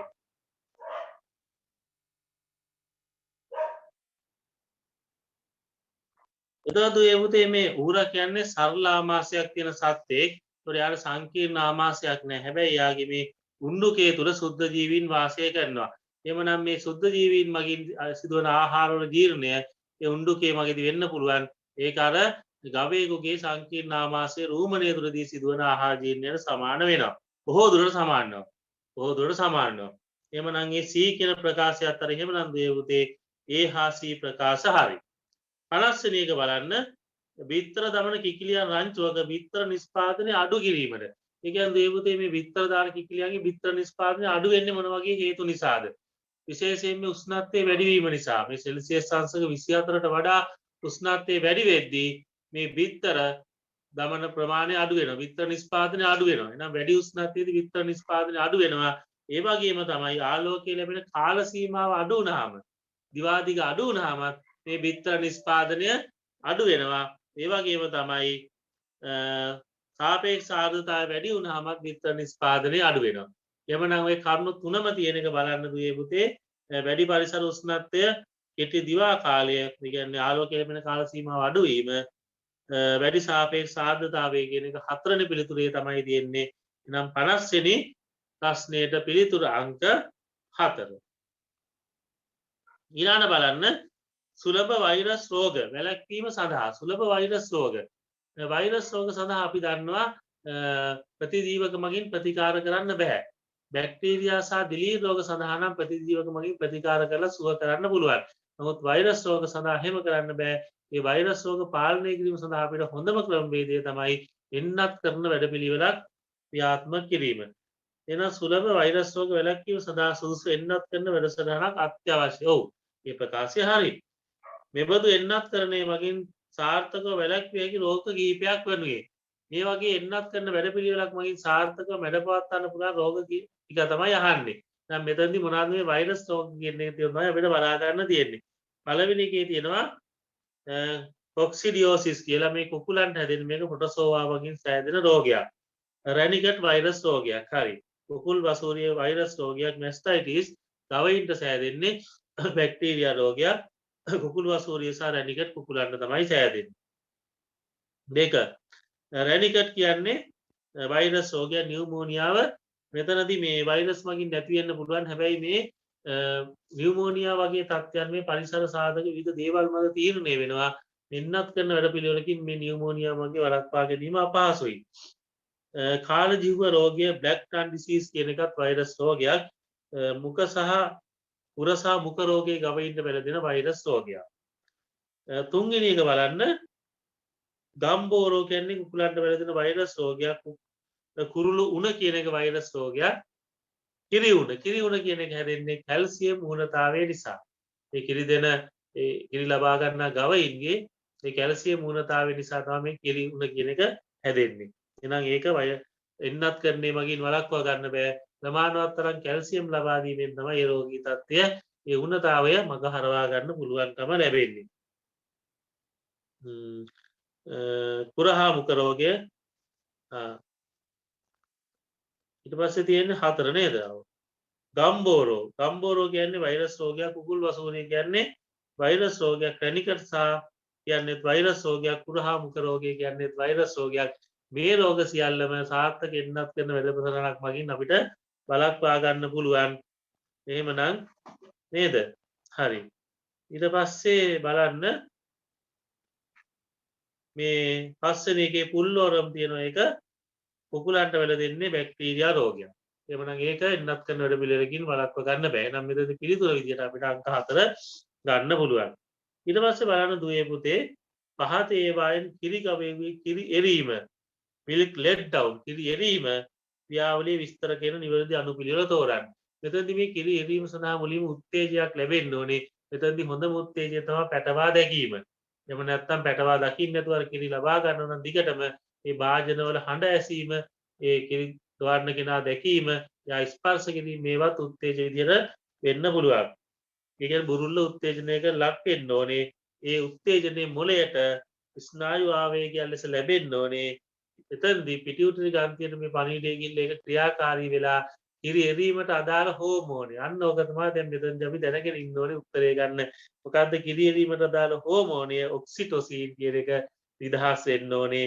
කිරි ස්‍රාවයට අදාළ හෝමෝනේ ප්‍රොලැක්ටින් කියන එක. එහෙනම් මෙතනදී ඔක්සිටොසින් තමයි නිදහස් වෙන්න ඕනේ. එතනදී කිරි එරීම සිදු වෙනවා. එහෙනම් ඔය පිළිවෙල තියෙන අංක 5. ඊට පස්සේ 53 බලන්න වරණය හා දෙමුහුන් අභිජනනය ගොවිපළ සතුන් වැඩි දියුණු කිරීමේ සැලසුම් වලදී යොදාගෙන වැදගත් මෙවලම් වේ. ගොවිපළ සතුන් වැඩි දියුණු අපි දන්න පරිසර සාධක අපි ප්‍රශස්ත මට්ටමින් ලබා දීලා නිෂ්පාදනය උපරිම කර ගන්නවා. එතනින් එහා නිෂ්පාදනය වැඩි කරන්න අපිට මේ වරණය දෙමුහුන් අභිජනනය වගේ අභිජනන ක්‍රම වලට යන්න වෙනවා. වරණය හා දෙමුහුන් අභිජනනය අනුපිළිවෙල යොදාගෙන ක්‍රියාදාමයක් වර්ණය කියන්නේ තේරීම. බලන්න එක ගොවියෙකු දේශීය ගවරකින් ඊළඟ පරම්පරාව බිහි කර ගැනීම සඳහා හොඳ ගැහැණු සතුන් කිහිප දෙනෙකු සමග එක් පිරිමි සතෙකු තෝරා ගැනීමයි. මෙතනදී වරණයක් වෙලා තියෙනවා නමුත් දෙමුහුන් අභිජනනයක් වෙලා නැහැ. මොකද එකම දේශීය ඒ ගව වර්ගයේම තමයි මේ පැටව ලබා ගැනීම සඳහා යොදාගෙන තියෙනවා. එතනදී වරණයක් වෙලා තියෙන මොකද හොඳ එළදෙන්න තෝරගත්තා කියන්නේ වරණය වෙලා තියෙනවා දෙමුහුන් අභිජනනය සිදු වෙලා නැහැ. 2 කුකුළු අභිජනනයේ යෙදෙන්නෙකු ඒ වර්ගයෙන් හොඳ කිකිලියන් කිහිප දෙනෙකු වර්ණ වරණය වෙලා තෝරාගෙන B වර්ගයේ කුකුලන් සමග එකට ඇති කරගන්න. B වර්ගයේ වර්ග දෙකක් දෙමුහුන් අභිජනනයක් සිදු වෙලා වරණයක් වෙලා ඔවුන්ගෙන් ලැබෙන විතර රැක්වීම සඳහා යොදාගෙන. නම් මේ දෙවැනි එකේදී වරණය සහ දෙමුහුන් අභිජනනය කියන දෙකම වෙලා තියෙනවා. අපි තුනක් බලමුකෝ. ඒක දෙවෙනි පිළිතුර නිවැරදි. ඉන්දීය සම්භවයක් සහිත එළදෙනුන් 10ක් යුරෝපීය ගව වර්ගයේ සුක්‍රාණු භාවිතා කර කෘතිම සිංචනය සිදු කර. මෙතනදී දෙමුහුන් අභිජනනය සිදු වෙලා තියෙනවා නමුත් වරණයක් වෙලා නැහැ. ඉන්දීය සම්භවය සහිත එළදෙනුන් 10ක් අරන් තියෙනවා වරණයක් නැහැ. එහෙනම් වරණය සිදු වෙලා නැහැ. 4 කිරි ගොවියෙකු අඛණ්ඩව වසර 10ක් තිස්සේ තමන් සතුව සිටි පුන් ගොවියෙකු යොදා ගැනීමෙන් තව රැළෙහි එළදෙන්නු ගැබ් ගන්නව නැත නුසුදු පැටවුන් ඉවත් කර. මෙතනදී දෙමුහුන් අභිජනනය නැහැ වරණයක් වෙලා තියෙනවා. අවසානයේදී පිළිවෙලින් වෙලත් නැහැ. දෙමුහුන් අභිජනනය වෙලා තියෙනවා වෙලා නැහැ වරණයක් වෙලා තියෙනවා. එළුපට්ටි හිමියෙකු අලුත් වර්ගයක පිරිමි සතුන් කිහිප දෙනෙකු රැට හඳුන්වා දී ඊළඟ පරම්පරාවේ හොඳ සතුන් තේරීමයි. එතකොට එළුප මෙතනදී මේ වර්ග දෙකකින් මේක ගත්තද කියලා පැහැදිලි කරලා නැහැ. එහෙනම් එතන දෙමුහුන් අභිජනනයක් වුණාද කියලා අපිට පැහැදිලිව කියන්න බැහැ දුවේ පුතේ. එහෙනම් නිවැරදි පිළිතුර අංක 2. 54 පහසු ප්‍රශ්නයක්. මීගිරි වල සාපේක්ෂව එළු කිරි වල ජලය වැඩි මේ දේශා ප්‍රෝටීන් අත. ඒක ලේසි ප්‍රශ්නයක්. ඊළඟට අපි බලන්න සත්‍ය මද චක්‍රයක් රහිත මොන රහිත කියන වචනේ කළු පාට අකුරේම සඳහන් කරලා තියෙන ඒවා ගැන ගොඩක් සැලකිලිමත් වෙන්න දුවේ පුතේ. සත්‍ය මද චක්‍රය රහිත සත්ත්ව විශේෂ සඳහා උදාහරණ වන්නේ මී ගවයින් මද චක්‍රයක් තියෙනවා. කුකුලන් කළුකුන් තාරාවුන් සහ හාවුන් සත්‍ය මද චක්‍රයක් රහිතයි. එහෙනම් පිළිතුර අංක 2 තමයි. 3 බලන්න මොකක්ද අයින් වෙන්නේ කියලා එළුවන් නේද? මද චක්‍රයක් තියෙනවා. ඌරන්ට මද චක්‍රයක් තියෙනවා. බැටළුවන් එළුවන් යට මද චක්‍ර තියෙනවා. එහෙනම් මෙතන පිළිතුර එන්නේ අංක 2. හරි ඊළඟ බලන්න එළදෙනුන්ගේ මද චක්‍රයේ සිදුවන හෝමෝන වෙනස්කම් ගැන ප්‍රශ්නයක් අහලා තියෙනවා. බලමු මේ කරන්නේ පිළිතුර කොහොමද ගන්නෙ කියලා.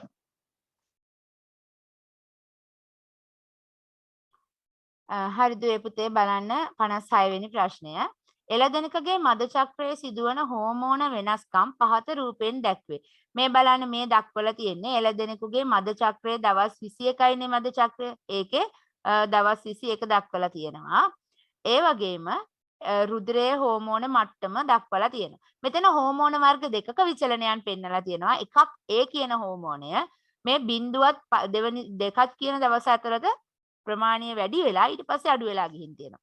B කියන හෝමෝනය 6 වෙනි දවසේ ඉඳන් වැඩි වෙලා ඇවිල්ලා නැවත අඩු වෙලා ගිහින් තියෙනවා. මොකද්ද මේ හෝමෝන දෙක? දුවේ පුතේ ඔයගොල්ලන්ට මේ එළදෙනකගේ අපි කියන මේ මද චක්‍රය ක්‍රියාත්මක වෙන්නේ ප්‍රධාන හෝමෝන පහක් මත.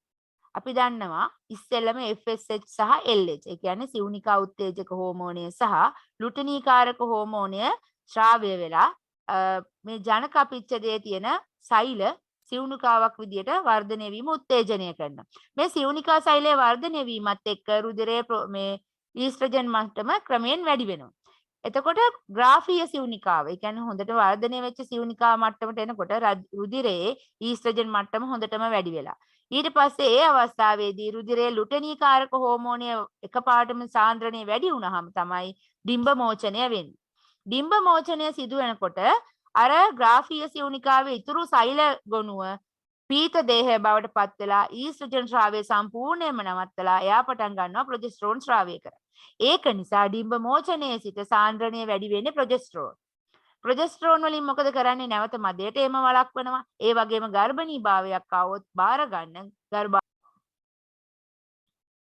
ඒ කියන්නේ කලලයක් ගර්භාෂයට ආවොත් ඒ කලලය පිළිගැනීම සඳහා ගර්භාෂය සූදානම් කරනවා. එහෙනම් දුවේ පුතේ ඔයගලන්ට හොඳටම තේරෙන්න ඕනේ මේ B වලින් නිරූපණය කරන්නේ ප්‍රොජෙස්ටරෝන්.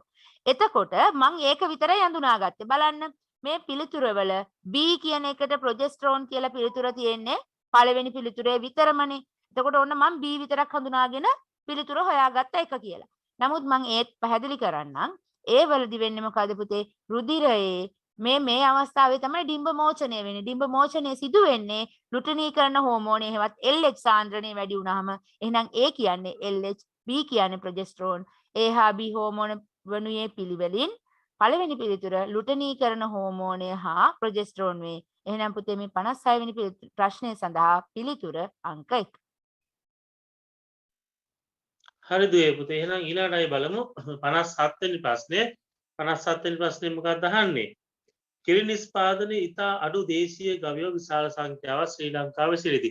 මේ දේශීය ගවයින් අපි දන්නවා කිරි නිෂ්පාදනය ටිකක් අඩුයි. අර යුරෝපීය ගව වර්ග වලට වඩා ඉන්දිය ගව වර්ග වලට වඩා කිරි නිෂ්පාදනය ගොඩක් අඩුයි. මෙම සතුන්ගේ නිෂ්පාදනය වැඩි දියුණු කිරීම වඩා ඉක්මනින් කරන ක්‍රමයක් තමයි අහන්නේ. අපි දන්නවා මේ අභිජනන ක්‍රම භාවිතා කරොත් මේක නිසා සෑහෙන කාලයක් වැය වෙනවා. මෙතනදී යන්නේ එහෙම නේ ඉතා ඉක්මනින් මේක කරන්න මොකද්ද කරන්න පුළුවන් කියලා. හොඳම සතුන් තෝරා ගැනීමේ. හොඳම සතුන් තෝරා ගැනීමකට වර්ණයක් සිදු වෙන්නේ. ඒකට අනිත් සතුන්ට මොකද අපි කරන්නේ? ගැටලුවක් තියෙනව නේද? යුරෝපීය ගව වර්ගයක පිරිමි ගවයින් මගින් පට්ටි දමා ඔවුන් වැඩි දියුණු කිරීමේ. මේ දෙමුහුන් අභිජනනයක් ගැන මෙතනදී කතා කරලා තියෙන්නේ සඳහා විශාල කාලයක් ගත වෙනවා. ඒක ඉක්මන් ක්‍රමයක් නෙවෙයි. ඉන්දිය ගව වර්ගයක සුක්‍රාණු යොදා ගැනීමෙන් කෘත්‍රිම සිංචනය සිදු කර දියුණු කිරීම. ඒ අර කතන්දරේම තමයි ආපහු කියන්නේ. ඒකත් දීර්ඝ කාලයක් යන වැඩක් ඉක්මන් ක්‍රමයක් නෙවෙයි. ඔවුන්ට උසස් ගුණාත්මක යුක්ත ආහාර ලබා දෙව්.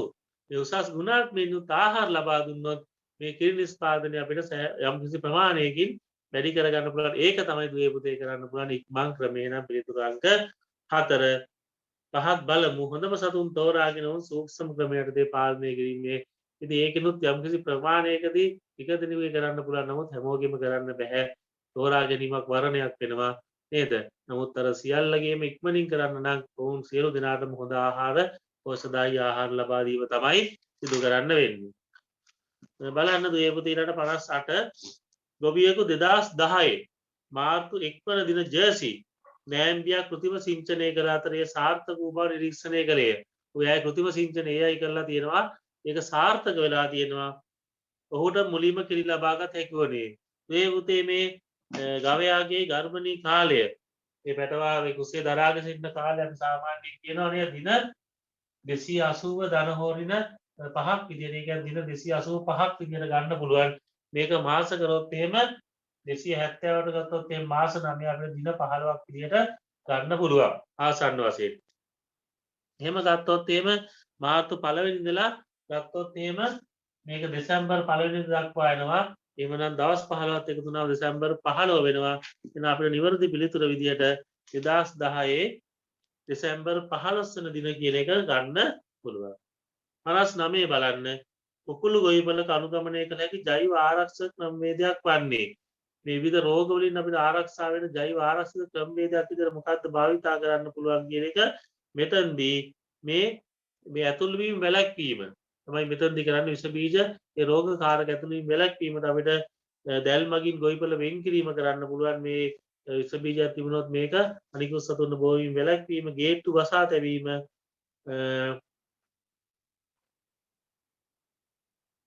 කුකුළු නිවාසවල වැඩ කරන විදිහ කබා ඇදීම. අපි දන්න කුකුළු නිවාසවල වැඩ කරද්දී ඒ කබා බූට්ස් ඒ වගේ දේවල්, ග්ලව්ස් ඒ වගේ දේවල් දාලා ඒ විස බීජ පැතිරෙන එක වළක්වා ගන්න උපරිම ක්‍රියාමාර්ග ගන්න වෙනම් පිළිතුරු අංක 5 තමයි එතනදී ගන්න තියෙන්නේ.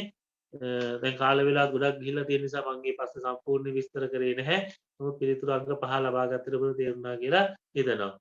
සුප්ත බීජ. සුප්ත බීජ කියලා කියන්නේ මොනවද? සුප්ත බීජ කියලා කියන්නේ ජීව්‍යතාවයේ සහිත බීජ. මේ සුප්ත බීජ ජීව්‍යතාවයේ තියෙන ජීව බීජ. නමුත් ඒවා බීජ පරෝහණය සඳහා හිතකර තත්ත්ව ලබා දුන්නත් පරෝහණය වෙන්නේ නැතුව තියෙනවා. ඒවට තමයි අපි සුප්ත බීජ කියලා කියන්නේ. ජීව්‍යයි එනම් මෙතන ජීවී වන අතර එතන අජීවී කියලා තියෙනවා 4 5 උත්තර ඒවා කෙලින්ම අයින් වෙනවා. ජීවී වන අතර පරෝහණයට සුසු බාහිර තත්ත්ව සැපවිට පරෝහණය වෙන්නේ නැහැ. සුප්ත බීජ පරෝහණයට සුදුසු බාහිර තත්ත්ව සැපෙවුවා කියලා පරෝහණය වෙන්නේ නැහැ. ජීවී වෙන නමුත් පරෝහණය සුසු බාහිර තත්ත්ව සැපියොද පරෝහණය නොවේ. අන්න ඒක තමයි නිවැරදි පිළිතුර. නම් පිළිතුර අංක 2 3 ජීවය වෙන අතර ජීවානුහරණය කළ පමණක් පරෝහණය. එහෙම කතන්දරයක් නැහැ. එහෙනම් අංක 2 තමයි එතනදී නිවැරදි පිළිතුර විදියට ගන්න. ඇත්තට මේක ගොඩක් ලේසි ප්‍රශ්නයක්. 60 වෙනි ප්‍රශ්නේ වුණාට ඉතා පහසුවෙන් පිළිතුර ලබා ගන්න පුළුවන්. එහෙමනම් දේවපුතේ අපි මේකේ ප්‍රශ්න 60ක් සාකච්ඡා කළා. අවශ්‍ය තැන් ගොඩක් දේවල් මම පැහැදිලි කරලා දුන්නා. මොන හරි ගැටලුවක් තියෙනවා නම් අහන්න. ප්‍රායෝගිකව පැහැදිලි කරගන්න පුළුවන්.